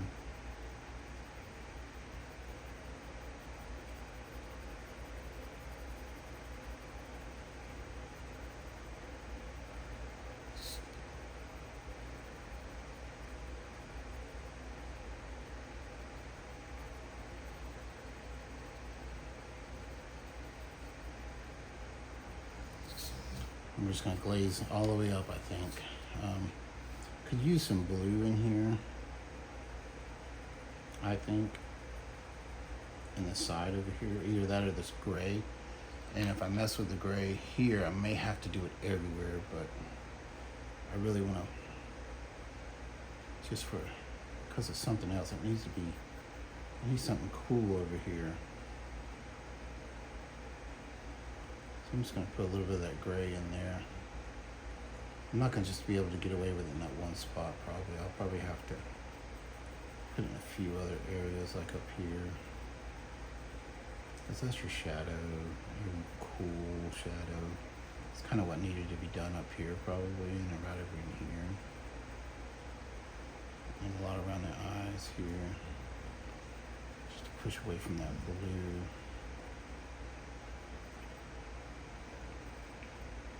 So we're just going to go around and kind of touch this gray into some areas. You can glaze over some of this really brighter area here.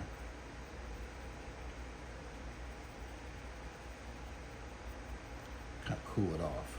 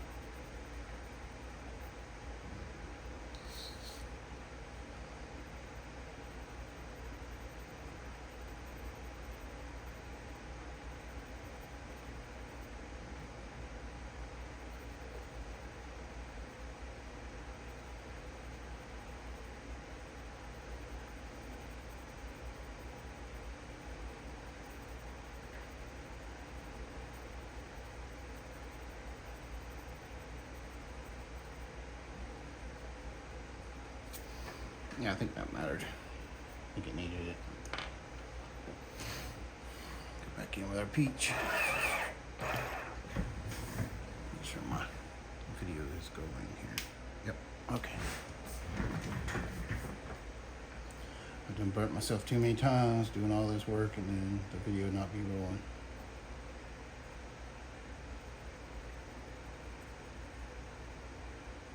Put some color in here.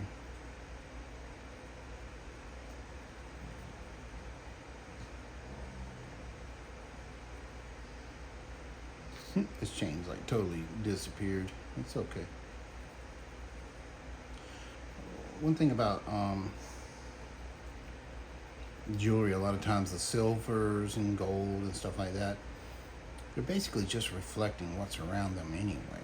So if you got a lot of flesh next to a silver ring or bracelet, then it's probably just going to be reflecting that flesh tone anyway. So don't waste a lot of time thinking about, oh, I need silver. You know, you don't. It reflects the colors that are around it.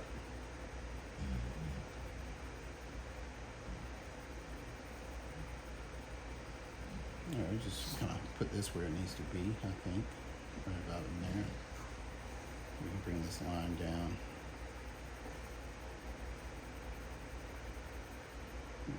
Get some color in there.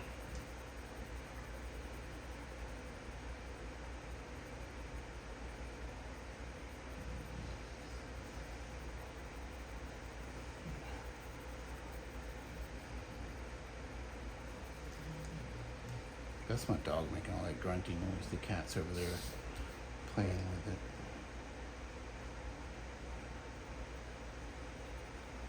I got an two 8-pound cats and a 120-pound dog. And the dog is just like a little baby Huey.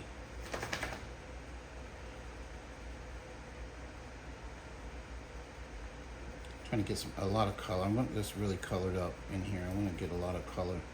So I'm gonna come in with my stomp and push it around, try to get it all into the teeth real good and make it more smooth looking.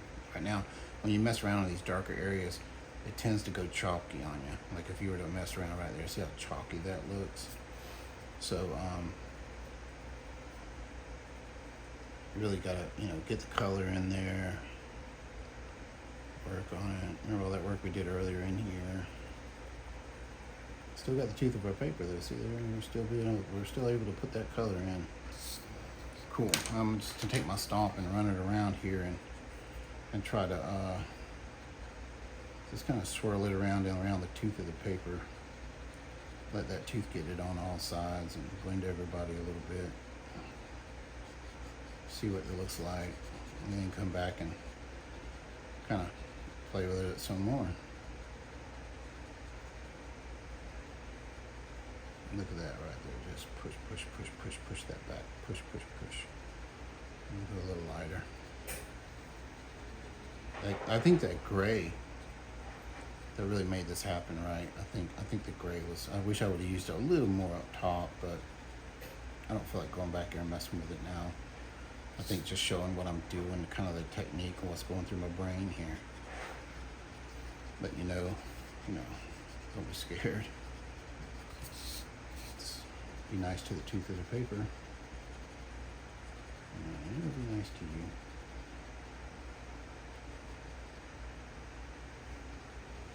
And that's really like most of this work, when you're doing this, is just understanding the materials that you're working with. What are you actually working with? If you order this, you can get this book. It's called Spring Grace. You can get it on, I think it's Amazon. I think you can get it on Amazon US, and it had a couple other, I think Amazon UK or whatever it is. It had a couple areas. I'm in the US, so if you're working on that paper, it's not really bad paper. But I found that working on the paper, the Amazon paper, it's to me, it's better to use and I can't tell you why, but when I'm working out of a book, I use my Black Widow pencils, because it's I don't know, I can't explain why, but I get a lot better results. I don't know. I don't understand why. I've never figured it out or put any much more thought into it. But here we are. Now we got to start warming this up as we come into here. You know, we got that done. We need a little warmth here. So that's what we're looking at. We're not worried about color. We want warmth. And that's what we need to get. We need to get some warmth. And you notice we're not as dark. Notice how dark this is. We're not there yet. We haven't pushed those values into this. We're getting our color down first. Then we can come back. We saved the tooth of the paper. We haven't messed it up yet. We'll be able to come in here and darken these up. But we do need to add this warmth to the areas that are warm. And you can use the yellow and the red to get into there. Or if you have, and I did put one out, and this you might let's do this just for the sake of doing it. So let's take this as sunburst, I think, or something. Sunburst yellow, yeah. So we're gonna take the sunburst yellow and we're just gonna come here and touch. Right there. And see, we just add a little more warmth to these areas right in here. And I want a little bit back here. Just lightly touching it. So we're gonna get these warm areas here. I'm not gonna hit all of them, but I notice this line comes up here. This is pretty warm in this spot right here. Like that, and the neck has got some warmth in it. This isn't something I want to do when I first started out, you know. I just want to get some color on there. Now I'm pushing it. This is why I went and put those colors on there. Now I can push and pull a little bit, and I'm gonna throw some red right over that and try to get some of that warmth going. See there? And pull some over here. I'm gonna come over here to this back side of the neck here. And I'm just gonna, see, I'm just lightly glazing this red over that. Let me get it to warm up for me a little bit. There we go. Maybe just a touch right up here, just a touch. So we got some warmth in there. Now we can come back with our normal colors here, our flesh tones, and kind of work that into its position where we want it. Might have got too bright because, you know, you got to think of that orange. Already got red in it. It's already got the red in it. So I'm just adding more. It's got the red and the yellow. It definitely got warm on us, didn't it? Probably been better off not to hit it with that red, because this right here is kind of working together with it. It's all right. We got something we can do to take that back. And we're going to take it back a little bit with white. We're just going to come in with our white and kind of retain some of that. It should stay warm. Shouldn't have to worry too much, but I'm just going to, because the white's going to take that red that we use and it's going to make it more of a pink. There we go. Yeah, let's retain it.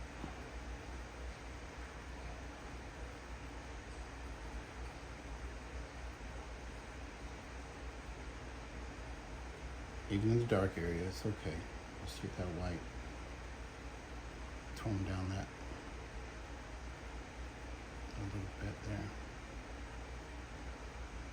There's some little circles again. There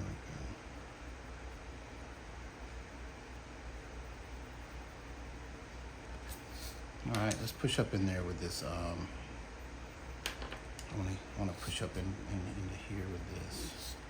In fact, I'm going to pull it from right about here. I'm going to get a little bold with it.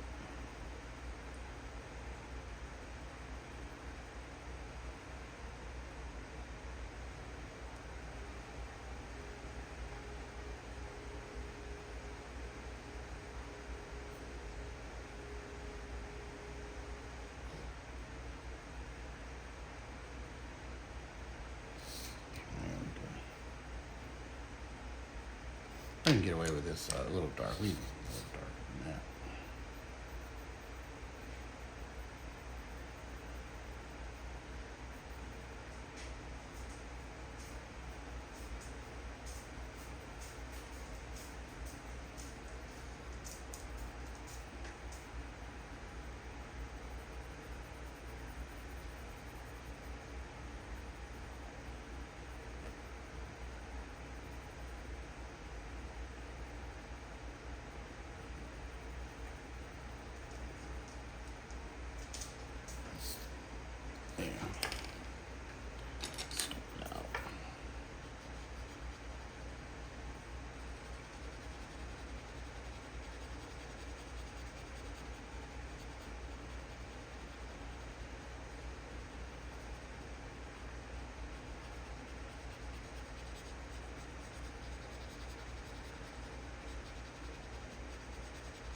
I should have stuck with what I know. It's just that little bit of red would have worked. I didn't need to go that far. I can tone some of that orange. Just a glaze of blue around it.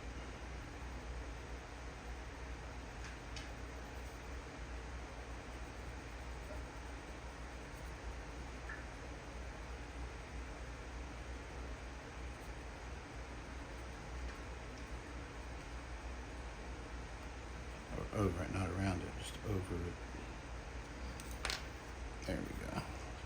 Find that in.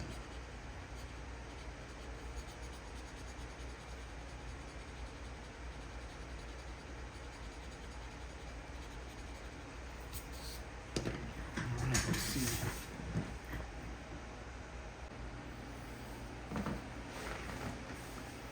All right, well, off camera I did a little bit more work.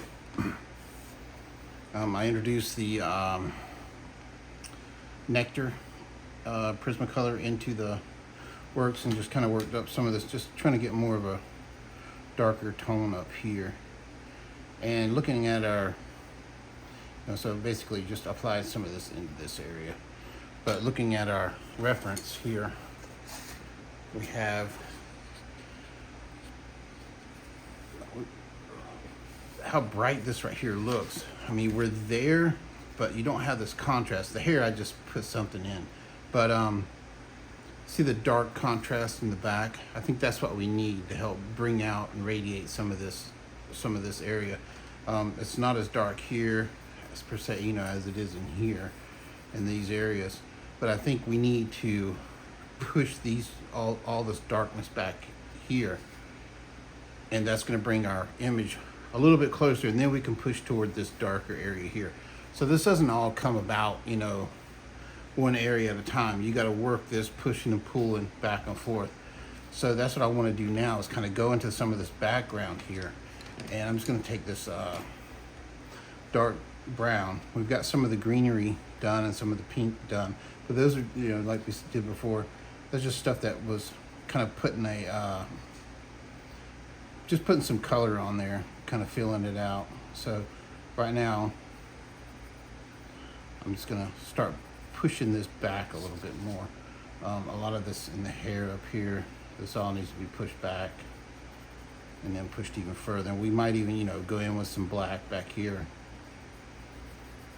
I'm just kind of pushing this back a little bit, running through here with some of this dark brown. And that'll help bring our image a little bit closer to us. And then we can kind of tone this darkness that we want here down. But this is just the basic, get some color onto the skin here, and then we can put the values in. So that's what I'm gonna run around and just put some in there. We're not worried about trying to, do the little circles and all that. We're just coming in and blazing a trail, putting some darkening this up. And we're probably gonna just, like what this is just come to here and just slowly push it back just by glazing in some brown. And try to be smooth if you can. Try not to have too many lines. I like to go against it like this, because when I come back with my color, see I've got these little bit of lines going on. But when I come back with my color, let me just glaze this. So I can show that when I come back with my color, that'll break some of these lines up and it'll blend a little bit better. Just want to push this. I'm kind of working on this right side of the image here, because just for time. I think if you see how I do this, then the other side, I don't expect too many people to go do this and want to follow right along with everything I do. I don't see that anybody commenting that that's what they're doing, so I'm not gonna worry about that. Just glazing through, pushing this color back in there some.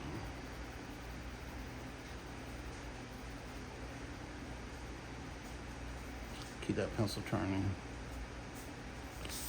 All right.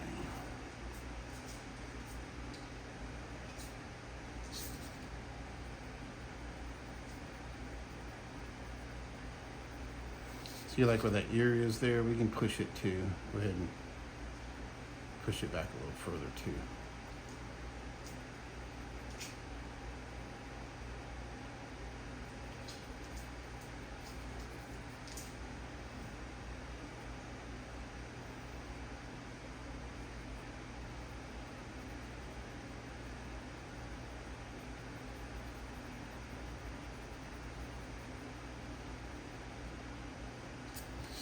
There we go, because now that brightness that was on that cheek now stands out a little bit better. Just by having that darkness back there. I need to add more color to the hair before I really push it. I really like my color to be on there first before I start pushing. So I'm just gonna find my sand, yeah, sable.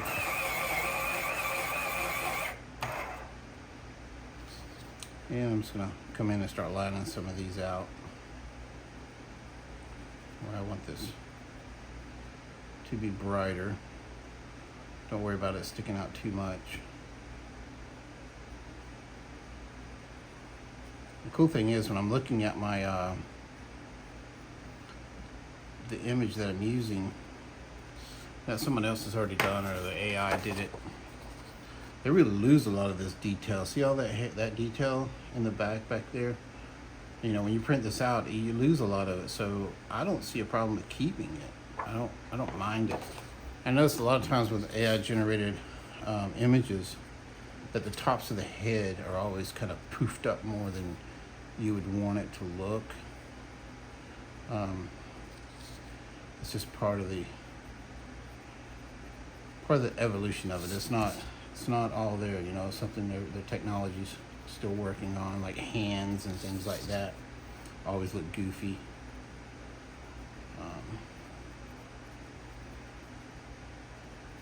So there, we got some color in there. Now that we got that color, we can come in and just kind of glaze it back a little bit, but we're not going to go super dark. We're going to leave some of that where you can see it. Just kind of pick a spot here, start pushing it. Glazing in this brown.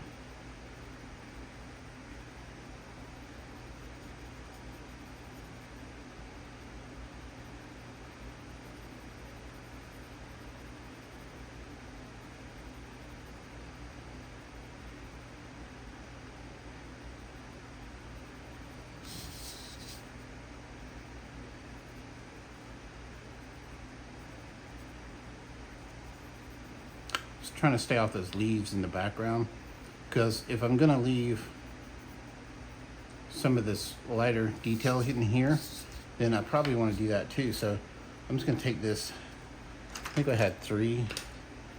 So this one is, I think, the apple green. I'm gonna use it versus that really dark one that I had.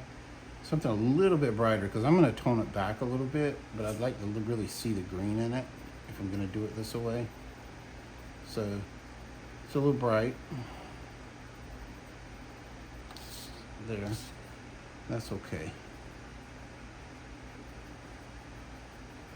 Just thinking out loud for you as I go here what I'm doing. And I'm gonna take that brown now, just kind of glaze over that again. Still green, but we're pushing it back.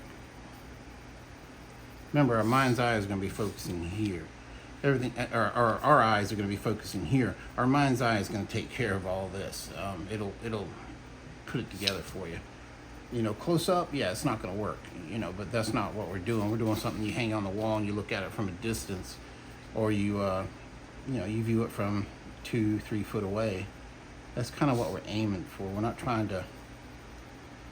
You know, this isn't something you want somebody to put under a magnifying glass and look at. And there's no really, I mean, if you look at a lot of the oil paintings from the past, you know, some of the masters and things like that. You know, if you were to get right up close to it, you can see all that texture and stuff, and you see all their strokes from their brush. They really get away with a lot, because when you step back and look at it, that's what the masters can do. Let me take this really bright now, put some of that in. This one's a little bit closer, so I'm going to brighten it up just a little bit here.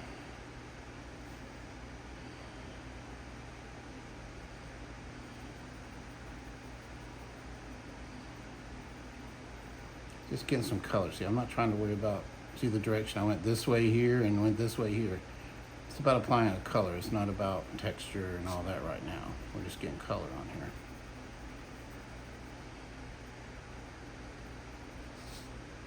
If you want to brighten up a little bit or something, just take your canary yellow. Just come along these areas. Touch some in. Maybe add a couple of them. If you want a couple of lines in there, go ahead and do it.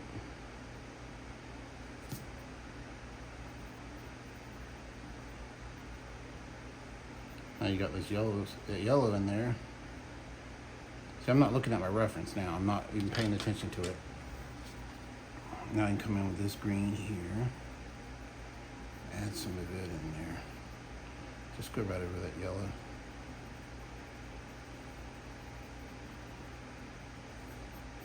When I look at my colors, I think of, okay, when they made this green, I think this is apple, we said, when they made this green here, oh, it's a spring green, I'm sorry.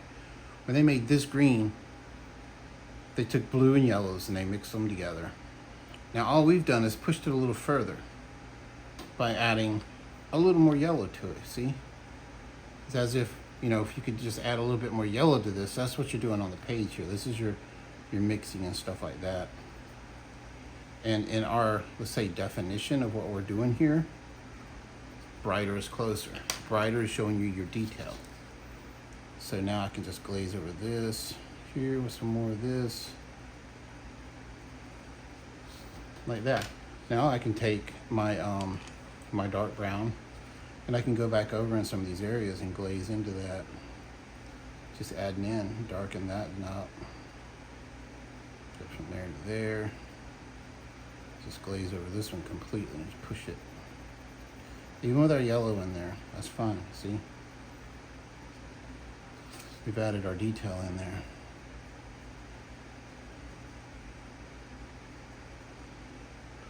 Anywhere you haven't put the green, try to stay out of it with this color. You really don't want your dark brown hitting those yet. You want your green in there first, get your color going, and then do your value and push it and pull it where you want it. Like I want to push this one a little further back.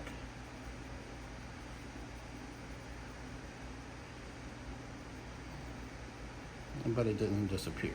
So we got something going on in those areas. See how we've added it and pushed it back there? So that's what you're doing. That's why you don't, when you look at your set of pencils, let's say you bought the 130, that's what I think I have, the Prismacolor 130. I probably got about 400 Prismacolor because I buy dittos, and if you look at here, let's say in this box that I keep stuff in, you know, how many of these colors do I have, you know? How many creams do I have? How many of these right here are canary yellows? There's a lot of them. That's, you know, I buy these singles because these are the colors that I use a lot of. And the electric blue, these are just my staple color. And I base everything off of those, and I push with those colors. A lot of times, and I might take a spot here. I don't think it'll mess it up too bad. A lot of times, I'll come in the darker areas, I'll use blue first. In the lighter areas, I'll use yellow, the canary yellow. So what I'll do is I'll make my own green. That way I don't have to look at, you know, this and then push yellow one way and then use dark brown the other way. Because the blue is really important. Maybe there's more blue in these darker areas here. So you can add that in if you wanted to. Because that's what we're working with green, is this blue and yellow. So now we just put more blue into that pencil, and it's gave it a little bit more dynamics there. So I'm going to take my really bright color again and come in here. And some of these stems and things, you could probably just go with the greens, but do something different. It doesn't matter what you do. your mind's eye is going to take care of it. Do something different with the stem. Maybe go in with a yellow first, like that, just to do something different on these stems, and then maybe glaze a little bit of blue into that,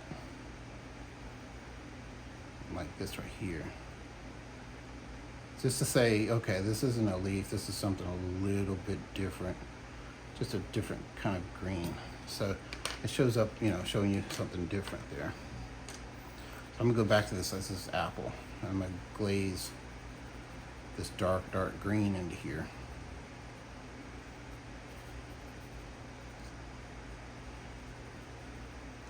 And over here.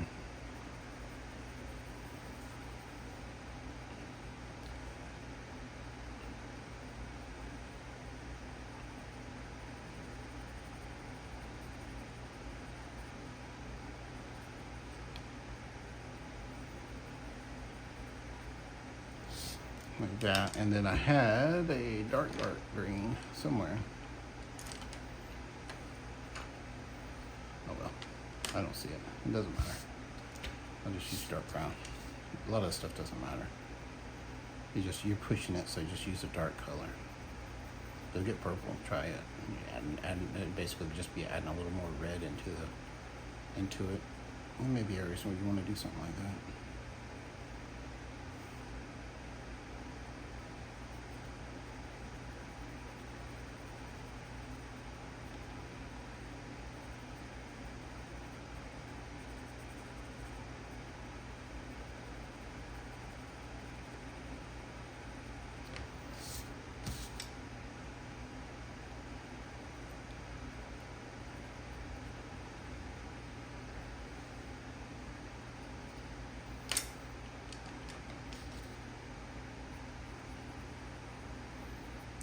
Green.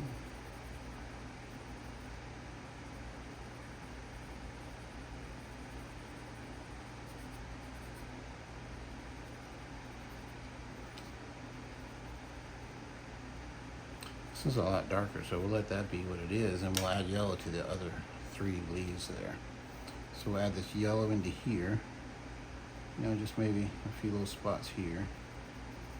Glaze over just a touch.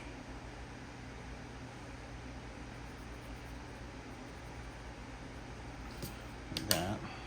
Then I'm gonna do that yellow, matter of fact, right in that centerpiece where whatever's going on there is going on. And hit one line. Just a line. Now I'll take my brown and come and glaze into that. Push this one back more.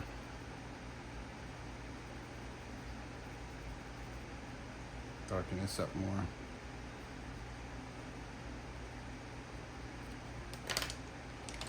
And add a little bit more green back there because we kind of lost that. You'll see that as you brighten areas up, you'll have to go back and reapply into some certain areas to bring out more color, because you're pushing and pulling. If you pull this really close, you've pushed that back there where you can't really see the color anymore. So you may have to, you know, with this dark brown, you've pushed it so far that now you have to actually, you're forced to go in and add just a little bit more color. You know, it's not really a mistake, it's just the way that your eye looks at color. Like right now, can you even tell, you know, that we put this brown, remember earlier? We put this dark brown in here, and it doesn't even look like it because it pushed this forward. By darkening this up, we push this forward, and by darkening this up, we're pushing this brighter. And as we work ourselves around and in and about this hair and in these areas right here, we're gonna start adding that color in. I'm at that dark value.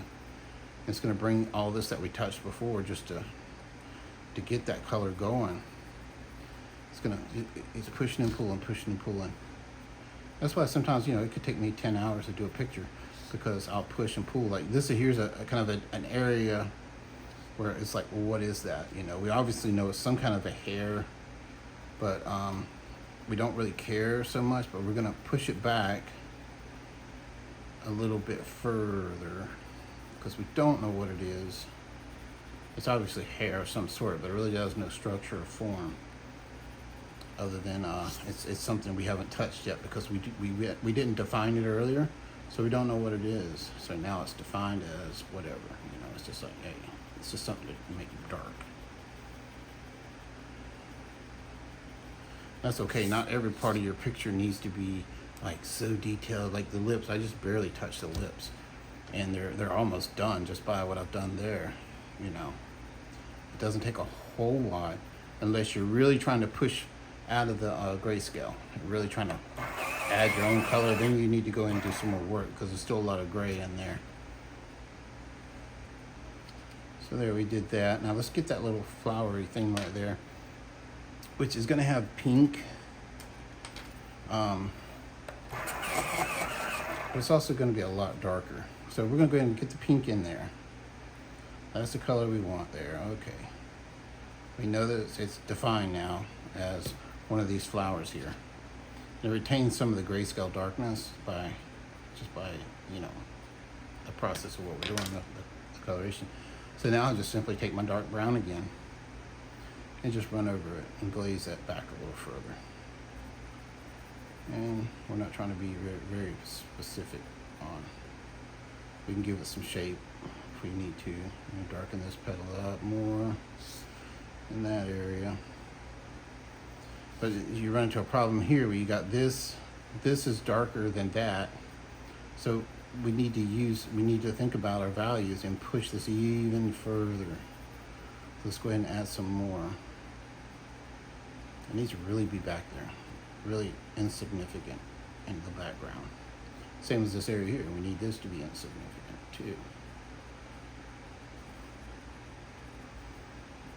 We got that leaf above it here, and we can use this that leaf as to help push that even further back, because there we retained it. It's still a pink, you know, flower back there.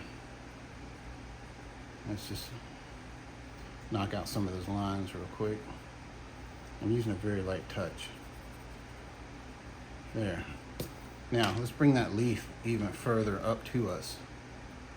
Let's come here and just slap a little bit of this yellow on there to get it way up and above everything else, and that's going to help push that even further back, make it just so much more out of the way, insignificant. You want to call it that. There, just by bringing this up, but we don't want this one too far up because it's still just above it, so we may go and just kind of knock it back too. Knock that back. A couple areas around it need to be defined a little better.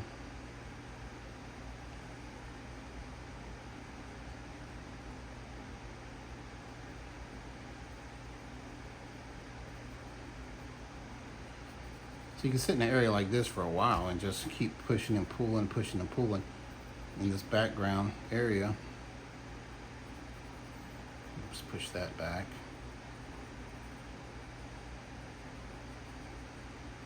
There.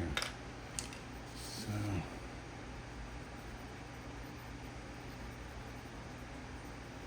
bring this up front.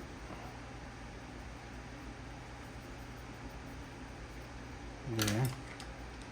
Maybe pop a little bit of yellow right in those areas down there. There we go. Bring it closer.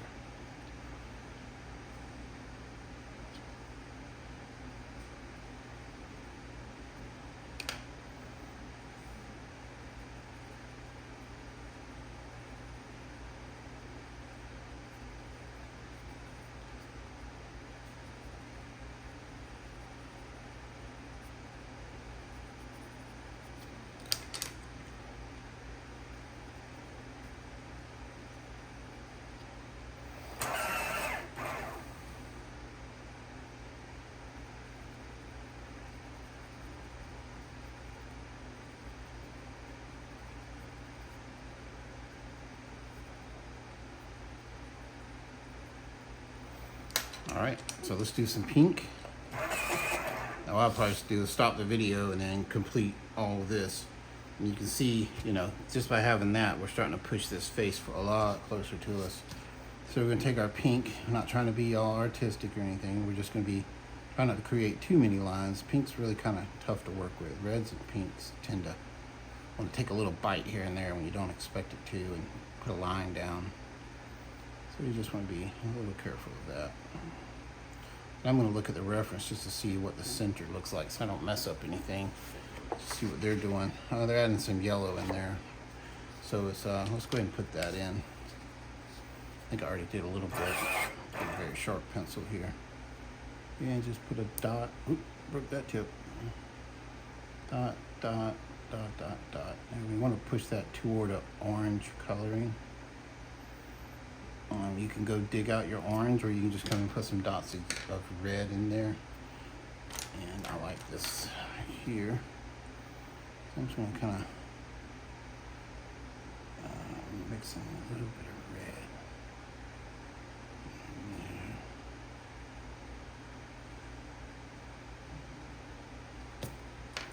And go back with this yellow. Glaze it in there and get it to turn a little more orange for me.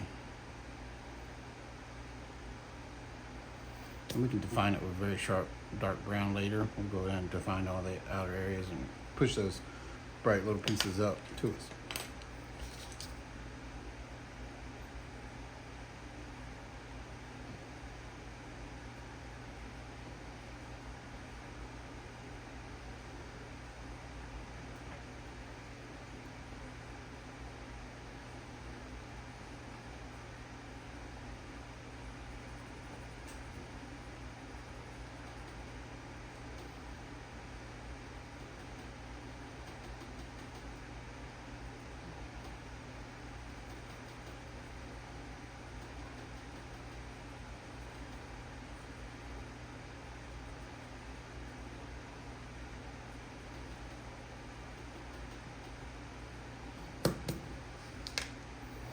We're just going to glaze a white over these right here.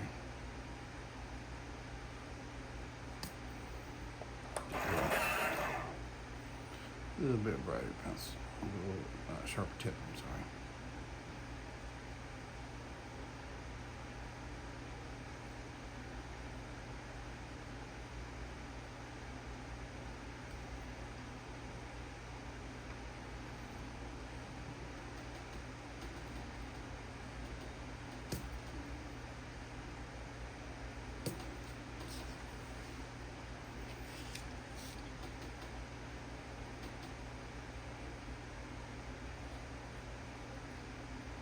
I bent my page got bent. I leave it up here. It's been, I've been working on this for about a week, the video so far. And I just kind of leave everything up on my table, and my cats get up here and they lay down on it. They play with my pencils and kick them around, and ended up folding this page and making a crease in it. But they're little kitties, they don't know any better.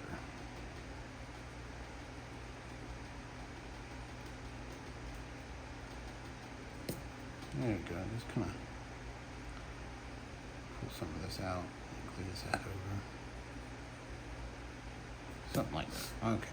It just needs to be there. A little bit of color on that just needs to be like it is there.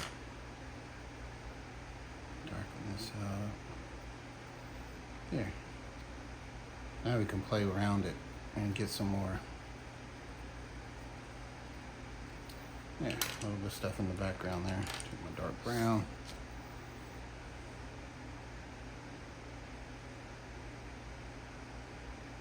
Let me draw a few things in there. I don't know what they are, but you know what? It doesn't hurt to redefine a few spots. Push that back a little further up there.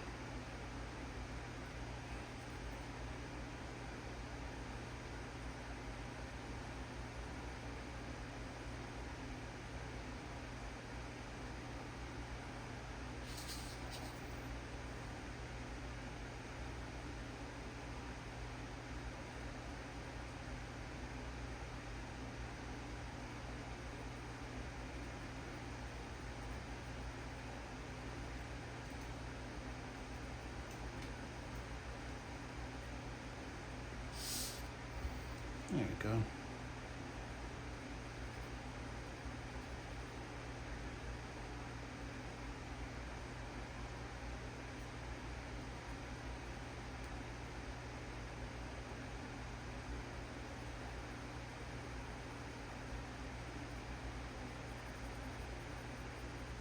There we just kind of push. That flower's just popping out of there now. Look how far back that one is now compared, just by doing that right there.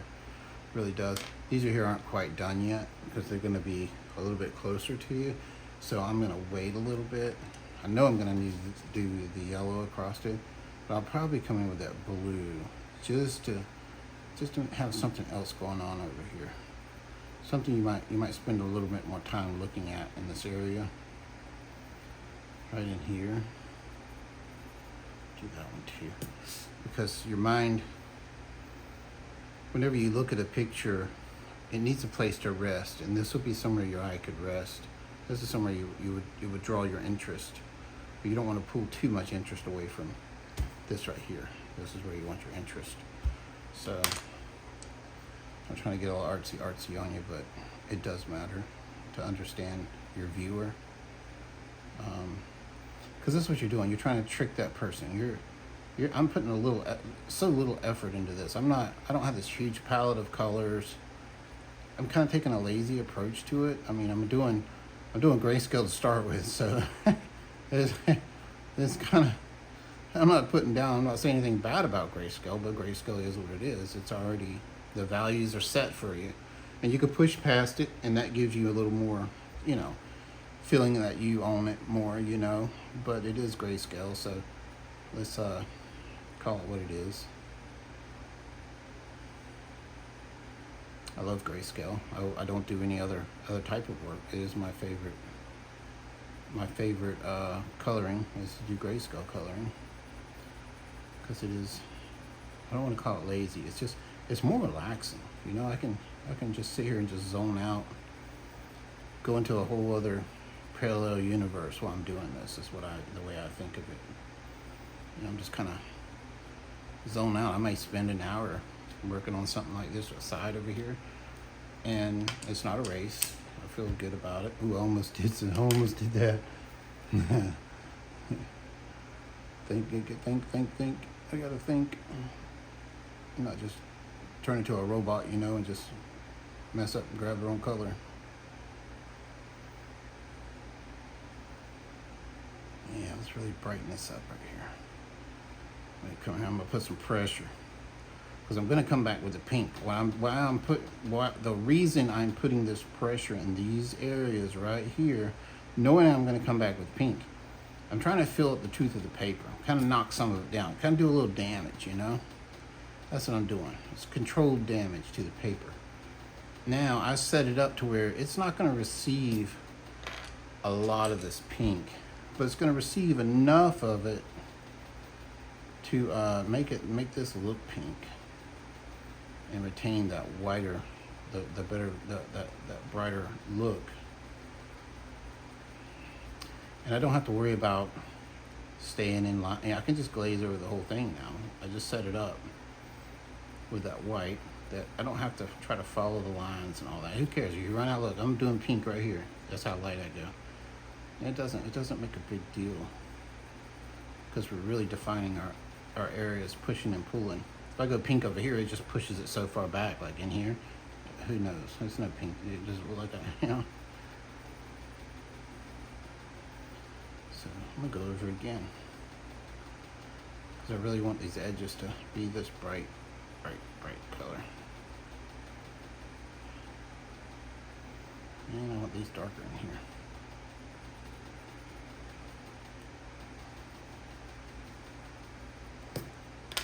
Okay. I can come back and pull some more spots. Now this can give it a little bit more details that I like. Maybe brighten up this spot here. But it's hard to do this without having that little bit of background defined. But I have defined it with color, but I haven't put it in its place yet as far as its value, where it belongs. Alright, let's push this back now. Let's go back with our green here and pull this across it. Get this all defined a little better.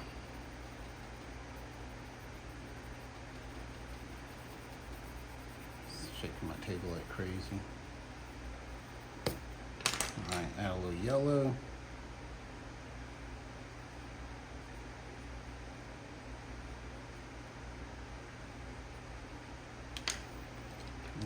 glaze it back.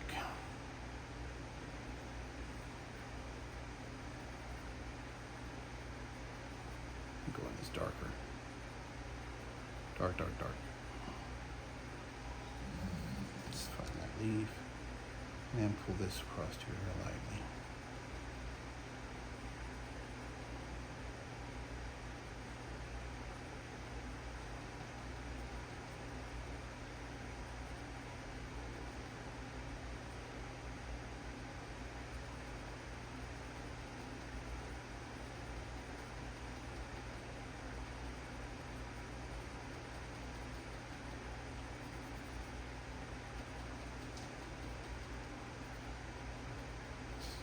Haven't really defined these areas yet. It's okay.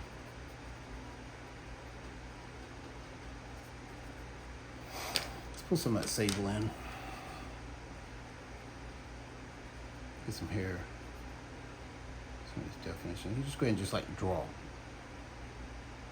Put a nice bold line right there. Here, draw this. Oops, missed. There we go. Kind of draw some of this in. That's her hair. That's going to be her hair back there. And then we'll color here.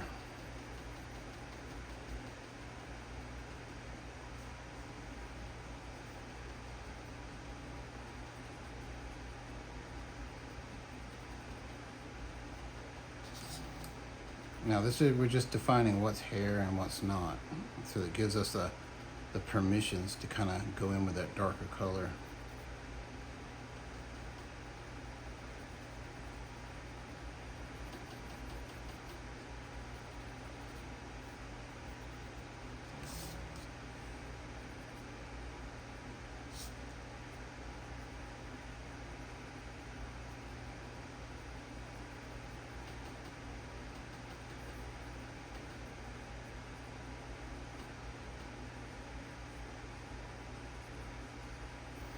I think it just makes it so much easier, you know, doing this. Define your color, put it in its place, push and pull it a little bit, get away from it, move over. Now we still, and just know your areas that you haven't done yet, because it'll stick out later. So I haven't really messed with these. They've been defined as green, but we haven't put them in their place yet. We're gonna deal with this hair underneath here, because we need to put it in a kind of, we just defined it a little more. And let me add a little bit more. And when I'm really focusing this color in, a lot of the time, like this right here, is in the darker areas. Because in the lighter areas, we got to push this, you know, we got to push this way, lighter. Put this in, then we add this. So now we're going to go and add that into here to put it in its place. Really sharp tip right here. So now I'm going to start defining these really dark areas first. Work your really pressure, hammer it in, hammer that color in there. Go ahead and get it in there. And like if we did on that little bright thing, don't be scared to define it with a nice bold line. Some of these areas need it. Like in here, this all, you know, this is coming from where, this is going where, I don't see it. It's just kind of all mudded together. So we can just define it. And this, and say this piece just kind of disappears into that dark spot right there. And then we'll bring this up. Let's get this first. I'm just working this little area right here. All right, now let's push all that. It doesn't have to be really hard. Just lightly glaze it back to the background. There we go. Probably do this closer. If I, excuse me. If I need to, I can. Excuse me. I've got bronchitis, so I just, only reason I'm filming now is because I felt like I could get through it without coughing on you. Just did my nebulizer. My hands are shaking, which is sometimes cool. Works out pretty good. Let's just push this back a little further. And we're gonna go a little darker later. Oh, we forgot that spot completely right there. Okay, I'm define, push this back a little bit. And we're not trying to, you know, we're not sitting here going like this right here, putting all these little circles and because we don't want that. We want it. And we're not trying to go with the hair like I was just doing. That doesn't matter. You know, define it there, and then just get the color in. That's all that matters. Because as we push into the dark, like right here, let's do a little right here. As we push into here with this darker color, and then we're just going to glaze right on through that again. And again, and we're going to push, push, push, and then lightly go over this. All right, like that. So then we can come in and redefine it if we want. Add just a few little strokes of that color in there. There you go. So here we got that area done. Let's glaze over all this back here in the background. Glaze, glaze, glaze. I'm just gonna go ahead and glaze. Let's see. Right there, I really need it. I'm trying to stay in this area. Sometimes it's hard because to get to do an area, like say we just want to work in this area, we don't want to get too dark here and make it so dark now we got to go back and make that all disappear. We don't want to do that, so we want to make sure we're stepping back and adding some more values in the background back here. Push this further back. Some of these areas are too bright to be where they're at in this image, because it's all about the lighting. The lighting's not reaching the spot. Remember, we said the lighting's coming this way, so this is going to be super dark around this area. Maybe not so much here, but definitely in here. There's no light getting down there, so we can kind of darken that up here. And we can bring that up to about right there, I'd say. Maybe right there too. We'll get there. It's just this is a process.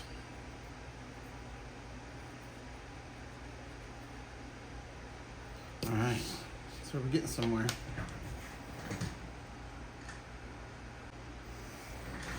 All right.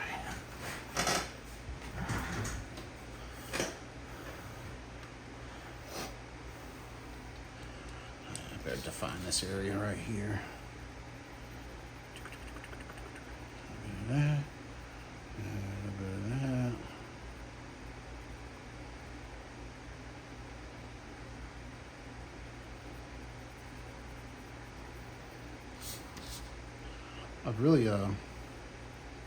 I've really enjoyed working on this picture. I mean, the quality of this image is, to me, top notch. It's a really good image, and all of the images in this book are really good. I mean, we're going from that to here, and hopefully we're going to achieve this. And the fact that they give you a reference to go by, for some people in the beginning, this is going to be super intimidating. You're just going to look at this and like, yeah, right. But I'm hoping, this is my hope of this channel, is to take some of this and get rid of that fear, or, you know, it's like you may be too scared to fail on something. If you're that kind of, you know, person, this hopefully builds confidence where you say, oh, he's not doing anything major. I mean, I can take a pencil and make this green, you know, and then I can take another pencil and bring that a little closer to me. And I can take another pencil and push something behind it, away from it, to make it even brighter. So if you can do that, and you're not going to just jump in this, you know, print this out and jump in and do this if you're a beginner. It's going to take practice. Print it out 4 times. Look. What I've been doing, just testing theories and things like that. This didn't work out. This is working out. I'm like, okay, I can do it this way. And then finally I settled on going this route, by printing it out in the black and white versus the color version. That changed my game up. So even though I'm experienced at this and have been doing it for a while, I learned something just by practicing and doing something different. It's like, hey, this isn't working for me. Let me try this. And if you can just get those few colors that I use, that I've shown you so far, I haven't pulled out the whole 130 set. I just pulled out a few colors that I like to work with because they work well together. And you can push and pull with the colors that I use. The only thing I've added in that I hardly ever use is the nectar. And I thought it was a great idea. because I use colorwithclaire.com. When I found this and I found that, okay, I'm using like peach. I'm using the peach. But look at this one right here. This is somewhere I think I could use. I don't want to use this and this. Now the black raspberry I might could go into, but I really don't need these two colors in this image. So there's a lot you can learn. Here's that canary yellow that I use right there. And then the electric blue that I use is way down on this scale.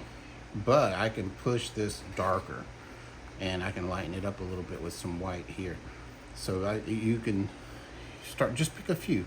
You know, here's one, here's 1, 2, 3 colors. And then we'll use that canary yellow. And we can take all these other colors and set them aside. And you know, that's just how I am. And the Scarlet Lake, right there, that's my chosen red that I like. It's kind of in the middle. Permanent red I have, and the Deco Pink I have, I just don't know where they're at. So I didn't color. I didn't use it. But let's throw, oh, I thought that was our reference. Ooh, compliment myself. There we go. There's our reference. We'll throw it back up there. So I don't know where I was going with all that, but here we go. I know where I'm going with this. I'm just going to put the green down, and the message I was trying to give you was to start making steps. Put some green. That's it. I did some green. Forget about it. I'm gonna put a little bit more green over here. A little bit of green in there. Not too worried about it. You can see all my lines from the brown and stuff. I remember the secret I said here. Get this number 7 or it's number 8. I really like the big fat number 8, and it's heavy. So use the weight of this right here, and I can go in and push some of those lines out, kind of blend it together. Because, you know, every set comes with a blender pencil or some blender gel ink or liquid or something like that. But just stick with these at first. You know, get in there and blend with this right here, you know, using the weight of it. And then later on, go to the liquid stuff. You know, you see people using it, and that's great that they can do it, but it's probably not where you want to start out, in my opinion. So, and these are just my opinions. I think if you just get a nice stomp, push that in there, you're not really tearing up the tooth of the paper. You're being really friendly to the paper. So it's just like, if you're gonna do something like this, just here's your green. Zip, zip, zip, zip, zip. Not worried about it, not worrying about it. There's some green. Look at there, we just zip through all this right here. Push some green in there. Push, push, push, push, push. All right. Some of these areas you want to highlight, go ahead, bam. There you go, hit that little spot there. Maybe that, and then that. And maybe that right there. So there, we did that. Now, let's put it in its place. Go in with your darker color. If you don't want to use brown, dark brown, whatever works for you. I like dark brown because it's better than black. I don't want to use the black in these areas. Now I will come back. This is an important spot. I will come back with black and push further. And I'm going to use my Derwent color for that though. So now let's just push all this back where it needs to be. But this is an important line right here, because you can see where I've just pushed that peach color over into this. So I kind of want to redefine where her arm actually is with this. Okay, there it is. Come around here. Now I'm going to push away from that and push all this stuff to the background a little bit further. We don't want it up here taking up space and looking all pretty. We want her to be the pretty one. There we go. Push, push, push. Get it out of here. Even where you put the yellow.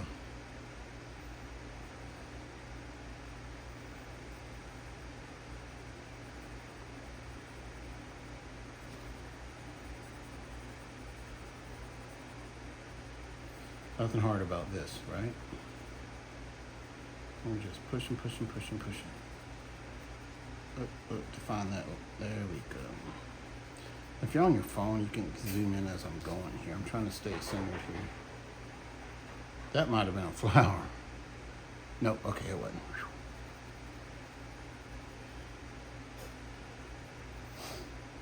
Push, push, push. Get it out of there. go to the background.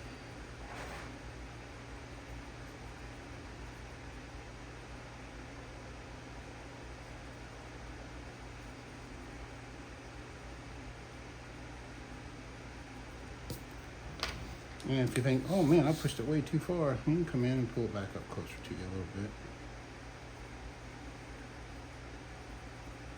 There you go.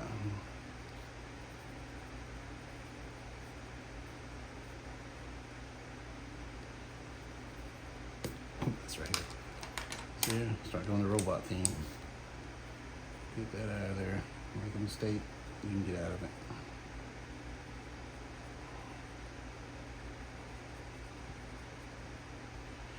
I always wondered if I took,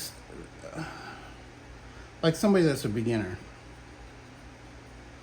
and they get, you know, they took a picture and they colored it and they didn't get the results that they wanted. I think it would be so cool to get that picture from them and show them how close they were. How close they were to getting that value correct. If you just applied, you know, a little bit more of the theory to what you were doing, you were there. You know, I see people all the time, they'll post something that, and it's funny because sometimes it's just because they run out, they colored outside of the line or something. It's like, oh, I gave up on this. I'm like, no, don't give up. Keep going. If you're true to the paper, if you're really nice to your paper, you treat it good, and you don't go in there and push it, all the teeth down, you've got so much room to go back and change stuff and move things, change color. You know, you can go in and glaze white over something or whatever, and then come back with another color. It doesn't work over black and it doesn't work well over red, but you can get away with it on usually your cooler colors.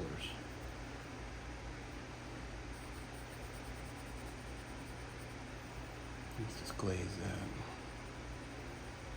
The hard part for me is that making this a shorter video, because I know I want to make it I want you to see every step, but it's really hard for me not to sit in one little spot like this right here and spend more time. I should do like, okay, this was the video one I did, and then this right here is the one I actually spent 10 hours like focusing on, versus, let's define this area, versus just trying to,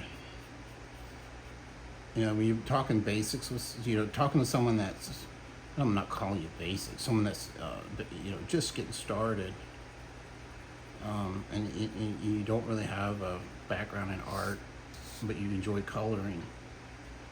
Get that right there. But I lost my train of thought. I don't know what I'll say. I'll have to play this back and then like print some stuff. But anyway, don't give up is what I'm basically saying. Keep going.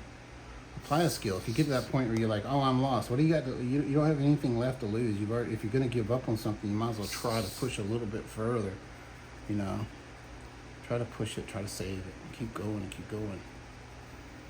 I would have fun with that, actually, just taking somebody's picture that he gave up on and said, it's like, no, you were so close. So don't give up, don't give up. Uh-oh, my dog wants in.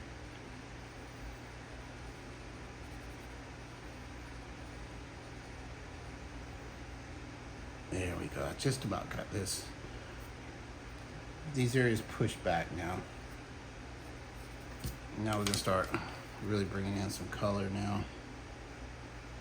And pull things up closer. I'm gonna look at the color they used here and try to pick out what they did and where they're at. There's a lot of gray. More of a warmer orange color in there. A little bit of orange. I'm not gonna really, I don't know, I guess I do need to make it more golden color, more of that gold, orangey look to it. So I'm just gonna kind of look at what I'm doing here. And I'm gonna probably put some yellow in some of these areas and then push it with some, something that'll give me that orange look, which would probably be like a peachy color or something like that. Maybe even this nectar color would probably push this pretty orange. Might be too orange, actually. I don't want to go with red. Let's put this nectar in there. There's some red in this color. I don't know if there's like, oh, you know, there is a color right here. This would probably be the color. Got it on hand because I sometimes grab it out. What is this? This is that sunburst yellow.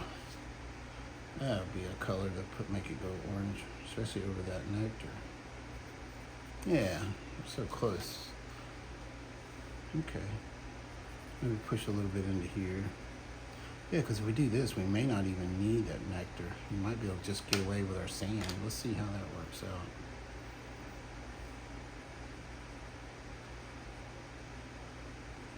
Yeah, that's golden.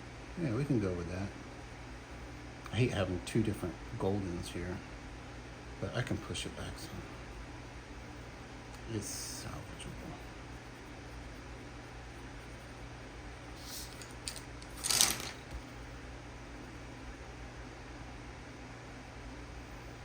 The sand, when you really get on it and push it into the paper more, it really does go to a gold color. See that? I think having that other color really helped out. I think these two little tidbits right here, because it looks like it's because of the lighting pushing up into it. We'll push a little bit of gold. There we go. And then we'll come out of it with this right here.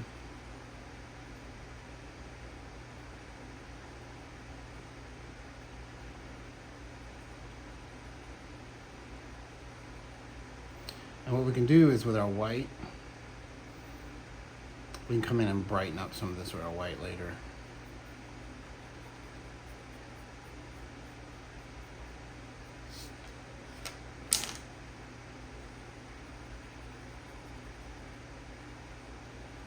Remember all that brown we glazed over this? It doesn't matter. Just get in there and touch it.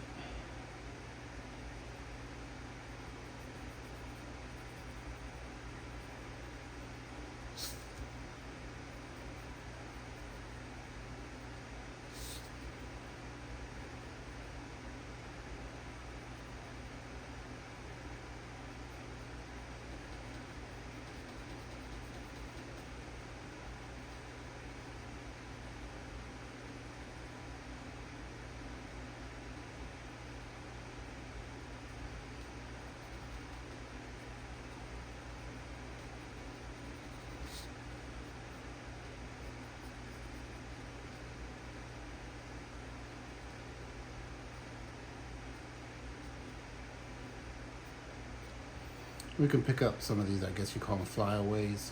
We can pick some of those up in a little bit.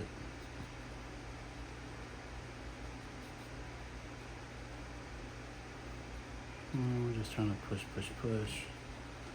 some of this color in there.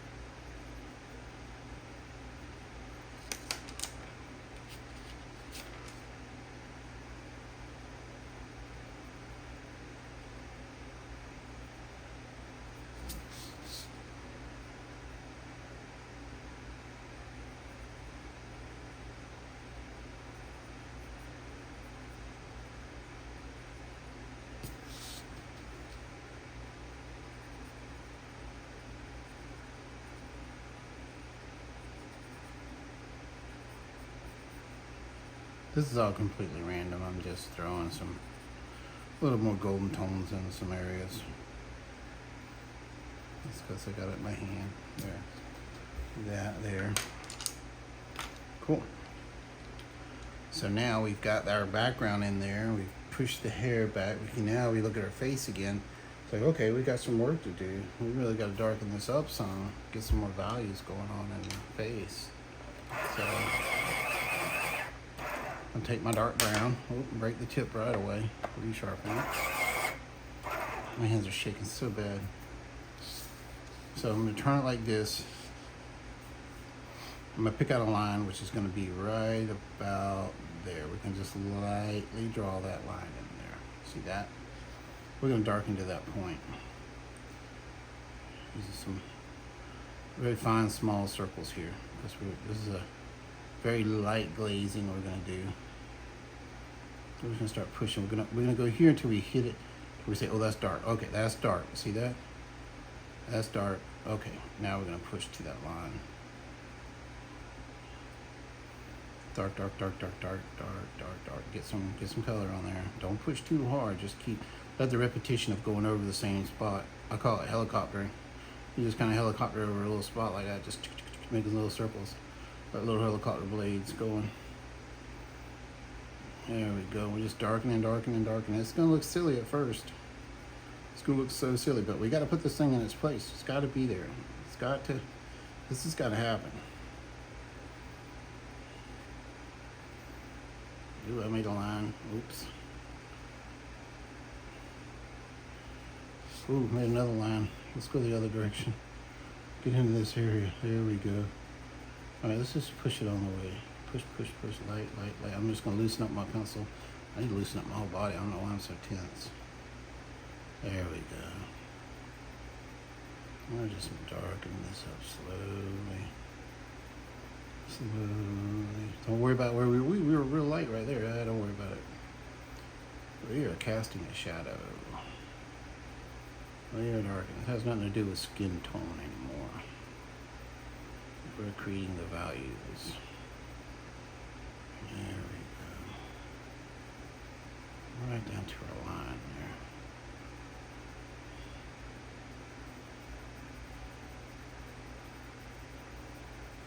Maybe don't. Excuse me. If you don't have dark brown, just get close, you know. Now, you may not even be using Prismacolor pencils. You may have another color that you've invested in, another brand that you've invested in. And I get that. It's like, okay, I found a guy that's doing all his stuff in Prismacolor, but I've got, you know, whatever, Derwit or, you know, whoever. Find something. Find a few colors that you like this, and use it.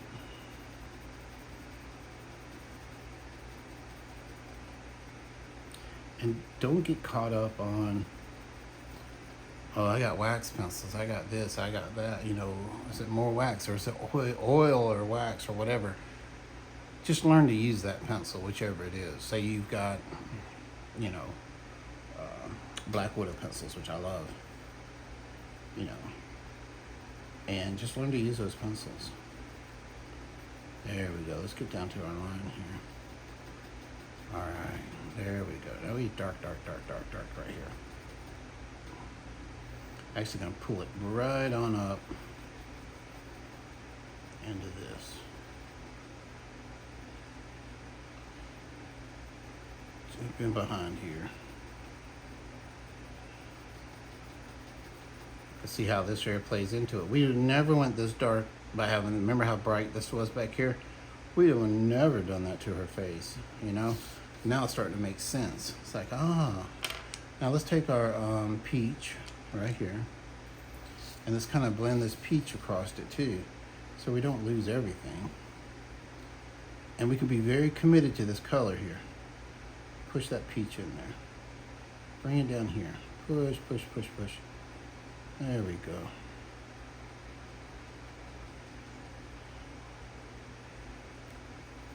Just kind of glazing. I'm not trying to be too bold. We don't want to lose all of that color with that brown we put in there. But you can come back across it like this and blend some color.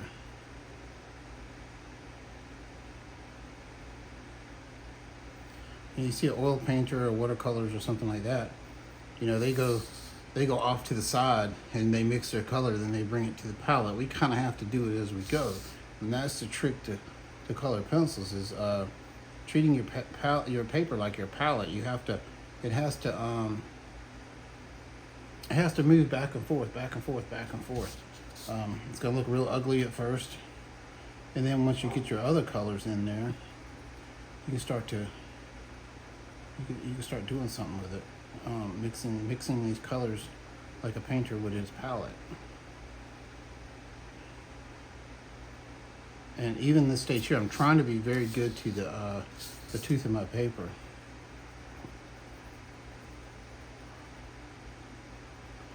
Try not to use it all up in this one mixing, because I need to come back in here with an even brighter color in some of the areas.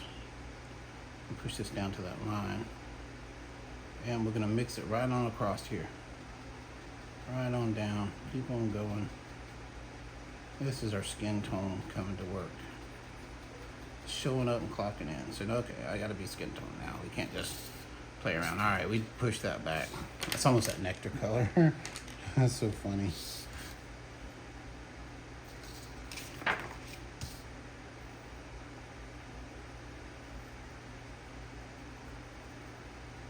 You can play around with this nectar a little bit in here.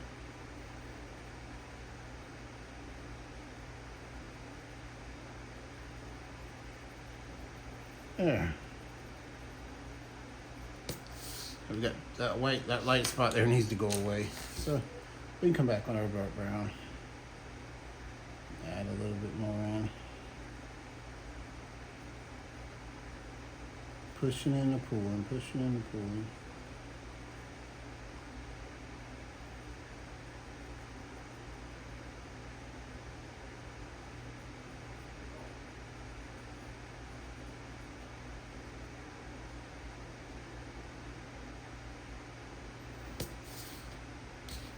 Yeah, there we go. Now we're gonna take this bright, because when we're looking at our image here, see that how it's bright there. It's not as well. Shoot, we need to push that back a little bit more. Let's take our light peach. Let's glaze the light peach across here. It's funny how one color turns to that cream that was here has turned into white again. So we're gonna take our light peach and just glaze some color into this. We can get up in here too.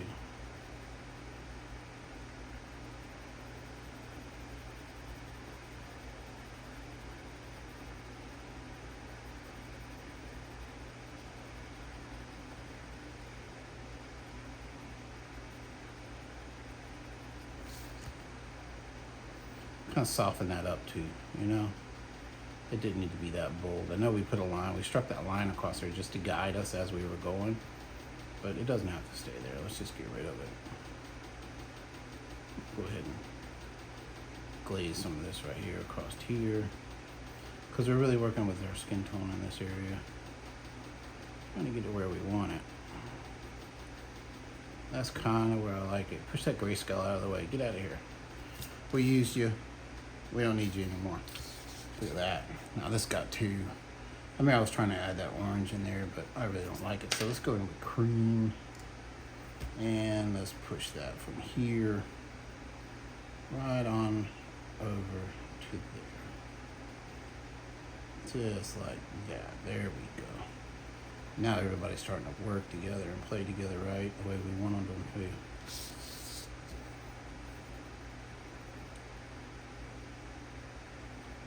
There we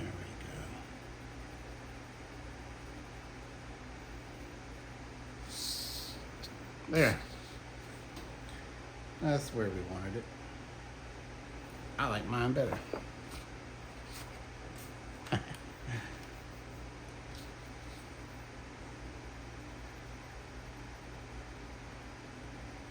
Now I can take my big fat number 8 stomp here and find a nice area, make sure there's nothing, no residue going to come off in my bright areas.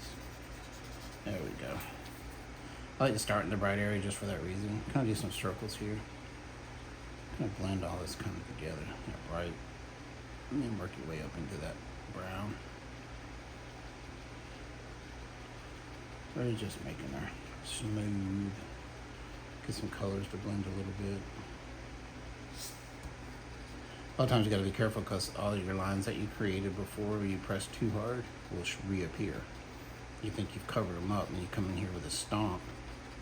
It's like, uh-oh, guess who's back? You have to go back and rework it a little bit. But you're using a stomp, so if you're using it properly, not really pushing it that hard, you can go back. There we go. I like that. So we're getting somewhere. I'm gonna go ahead and stop this video here. I might do some work off camera. I think you get the understanding of this so far. The hair still needs a lot of work. We're gonna go in and really define this. And when in the end of the hair, we're gonna come in with this white, this Prismacolor white, and we're really gonna push hard and push this white into our brighter areas and tone down some of the colors we didn't like. Excuse me. Because we gotta face it, some of these colors are way off the scale of what we actually want. And we can come in with white and just kind of take them back over and push them somewhere where we want them.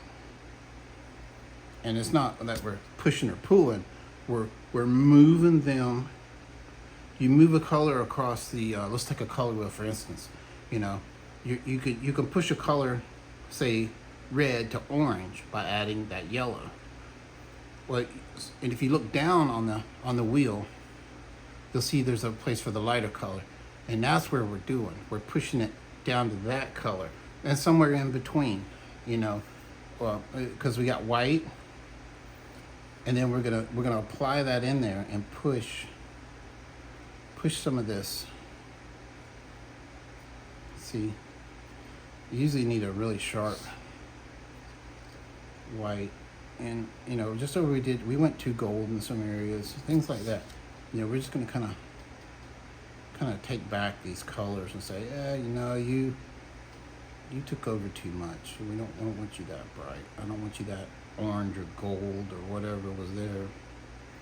So we're just gonna tone it down a little bit.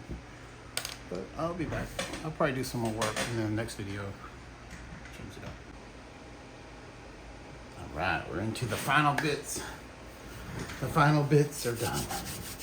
Now, I think I ended the last session with, hey, I'm gonna move forward. And I got carried away, so I'm just gonna admit it now. But I went ahead and moved forward, and I'm gonna go over my steps just to kind of round out everything that I've done. But the lessons, the reason I blocked this off, because I think I was really focused in this area saying, hey, this is how, you know, we take the dark brown. Remember, we put in the dark brown, then we came back over it. We even used some nectar in there and stuff like that and pushed it back. Used some cream in here, and then I went over it with some white. You know, we pulled it forward and brought it back up a little bit. So it's just that pushing and pulling. I went into the eyes a little more, put some more blue, defined it. The lips, went ahead and redefined, you know, added in. Never used black in these areas here. I went with like a dark brown. I think I did line just a small touch of black right there just to get that darker right there. But use the dark brown in there over your pinks. And I went in with some of this red. You know, go in there with that red and really vibrate that up. And if it gets a little too red, because you're trying to remain pink, just go back there and touch it again and push it back, you know, pull it down on the, if you look at a color wheel, I should put a color wheel out here. If you put out a color wheel, you know, you red and it says you move the dial over, what if you add white? And then, you know, boom, you get this pink. It's just, that's the basics of the color wheel, it's just to push you around. And think of it as pushing. A lot of people think, oh, I'm mixing this with this. Now you're taking a color like we did here. We took our, you know, we started out with our cream, and then we went to our light peach, to our peach, which is up here somewhere. But anyway, it doesn't matter. Here's one. Yeah, went to our peach. So we put these colors down, and then we pushed them. I took the brown, the dark brown, I added it in there, and I pushed that color back to where we wanted it, see? And that's what I did throughout the rest of this picture. Remember, we played around over here. We pushed that flower way back in the background. Remember how bright it was, pink? And then we pushed and pushed and pushed it. Brought these up and lightened them up and pulled them forward. Some of the leaves I could still do some more pushing and pulling. Some of them are in, it gets a little cloudy, but that's okay because remember we were only focusing in on a certain amount of this. We really wanted this to be our focal point here, you know? So we said, don't worry about the necklace. All I did was I went back with a white and I just made little dots, dot, dot, dot, dot, dot, dot, dot. Just randomly put some dots in here. I can bring some more right there, dot, dot, dot. And just make it look like, okay, there's that necklace, dot, dot, dot, dot, dot, dot, dot, dot. Okay, so basically that's all I did to make the necklace look like a necklace. Your mind's eye is gonna do the rest. The hair, I'm not really good at hair. I just kind of blend and hope it just doesn't get looked at, basically. So this is what I got for hair. And I could probably come in and take that blender pencil and just run it around in there, or take some of that Sullivan and just kind of smooth it all out. This is kind of grainy still. There's more work that needs to be done on this to push it even further. But with just the basics, this is where we've gotten. So we're just gonna go ahead. I went into the dress and finished it up and got those colors. And I had to push them back because I was making the dress look like these flowers over here, kind of like they were realistic. So I dulled them back down. And I went in with this gray into this. You can see right in here. See how I just went in and worked some gray into here? And I was just following my grayscale anyway. So we just worked some of this gray, and it's the 30%. I guess that's called gris. But cool gray, 30%. So I used that to push, and I use it in other areas too. Like back here, I just pushed it with this cool gray. Just get it in there, it doesn't matter. Then I went around with the dark brown into all these, you know, back here, pushed all these flowers. That one still needs some work right there, needs to be pushed. But, you know, you can just get pushed back there like that, and then go back over it with this green. Right here, it's a little bright. I'm gonna dull it down a little bit. So that gets pushed back there. So basically, I think we're at the ending of this. You know, I had a lot of trouble in these areas because one thing to think about is, you know, if you're taking this dark brown into this field, you know, this is a large area to sit here and do this, you know, just to barely touch it and just barely put some brown in there. You know, this is a very large area to do that in. And I still need to, like, this isn't very true to the values of what it should be in this area. It actually needs, that light could come down and this dark can still come over some more. But there's still, you know, there's still room on the paper as far as the tooth of the paper to go in and keep adding. But just to keep this video in a more basic sense, I'm trying to keep it here. But what I wanted to review, I think is very important, is the colors that I used here. There's not a lot going on as far as the variations of color. You know, I've got the skin tones that I use. So over there, when we got the dark, this is the basics right here. We got your cream, your light peach, and your dark brown. That's the very basics. You could do that and get away with it. I used the nectar to save me in a few areas where I could just get something different. It's not these colors, basically, is what you're saying. I need something that's not these colors, and this fills it up, and it's a little bit darker than the other ones. And if you look on this colorwithclaire.com, you can print this out, and you can see that nectar is just right next to that peach there, and it really worked out good. So I use her charts a lot. I love them. I've got it for all the pencils that I have. So there's your skin tones. You're done. You don't need anything else. You're done. I used the two pinks, the pink rose and rose. I used those two just because this has a little bit of a blue into it. This rose has the, it's more of it falls toward that violet color. See, you take pink, we take red, you push it to pink with white, and then you take a violet and push it to this. So a little bit of blue in there would push it to this. So, you know, understanding your color wheel and how to push colors to where you want it to go. You use less colors. And also I use the Scarlet Lake same, that's kind of in this family of these three here. I played around with this sunburst yellow in a couple areas. Really didn't do what I wanted it to. I actually found that the chocolate actually worked better. So I pulled chocolate in and used some chocolate in some of these areas, like in here, and over some yellow, which is my yellow is always the canary yellow is what I use. So these are all Prismacolors here. The greens that I used were the olive green, the apple, and spring. So those are the three greens that I used right there.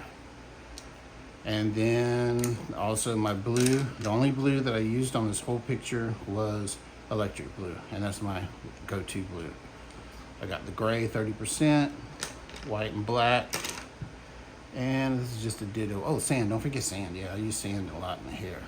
That's basically what I used for the hair up here. So you can just, I could spend another hour or two just playing around in the hair, pushing and pulling it. But I don't really matter. It doesn't matter. I wasn't doing this as a finished piece. I could just tear it in half and throw it in the garbage for all I care. I just wanted to teach somebody, show you the steps you can take to get to this level, which isn't a high level. This is all basic. You see the colors. I showed you each technique that I use, and this is how I do it. So, and don't forget, I didn't use it, but the Ivory Black is awesome. But this was from the book Spring Grace, and it's at espublish.etsy.com. I can't say enough about how great these images are, and I'm going to be working more out of this and doing more pictures. And so look for more videos. I haven't posted in a while. This year, this is my first video, and I appreciate people sticking with me. Been having some trouble, but this is trying to show that mine was brighter. I think this has got more good value pushed into it. Mine's a little lighter, which I like this one. I like the hair better in this one. I wish I could work a little bit more on this, but I got lazy on the hair. But just showing you simple colors, simple technique, you can get there. So I do appreciate everybody tuning in. Don't forget your big heavy stomp. You need that guy there. That saved me so many times when I was in which one's mine? When I was in these areas here, the stomp really saved me. And when you start to get the wax on the paper and it starts filling up the tooth of the paper, sometimes it's good to just stay directional, stay with what you want it, what kind of shape you're working with, because you start cutting across with this, you'll get that real glazy look. I don't know if I turn it like this, you can probably see it at some point here. You'll get that glazy look, but straight on, it looks good, I think. From my angle, which I'm looking at it, something like that probably, it's cool. But you can just come in here and take that stomp and just start softening up a lot of this stuff. And if you wanted to, you could come in with the what was it, odorless mineral spirits, and that would probably save this hair and make it look a lot better. And I could, I could do that if I wanted to, but I don't want to. I don't feel like going through that right now. But the stomp's good enough for me. It kind of gets in there. Yeah, you're gonna look grainy a little bit if you look close to it. Yeah, it's just the way art is sometimes. You get close to something, you can see all the little marks and stuff from the brush or whatever, pencil marks and things like that. I don't worry too much about that. I think if you do the values correct, which I'm close. I didn't do this good of a job as far as the values being correct, but I got close enough, that I feel comfortable with what I've done so far. But if you get the values correct, the picture kind of just starts, making itself, and that's the focal point anyway. So thank you very much. If you went through this with me, I do appreciate your likes. I do appreciate your comments, and if you can subscribe, that'd be awesome. That really helps me out. Thank you very much. Bye-bye.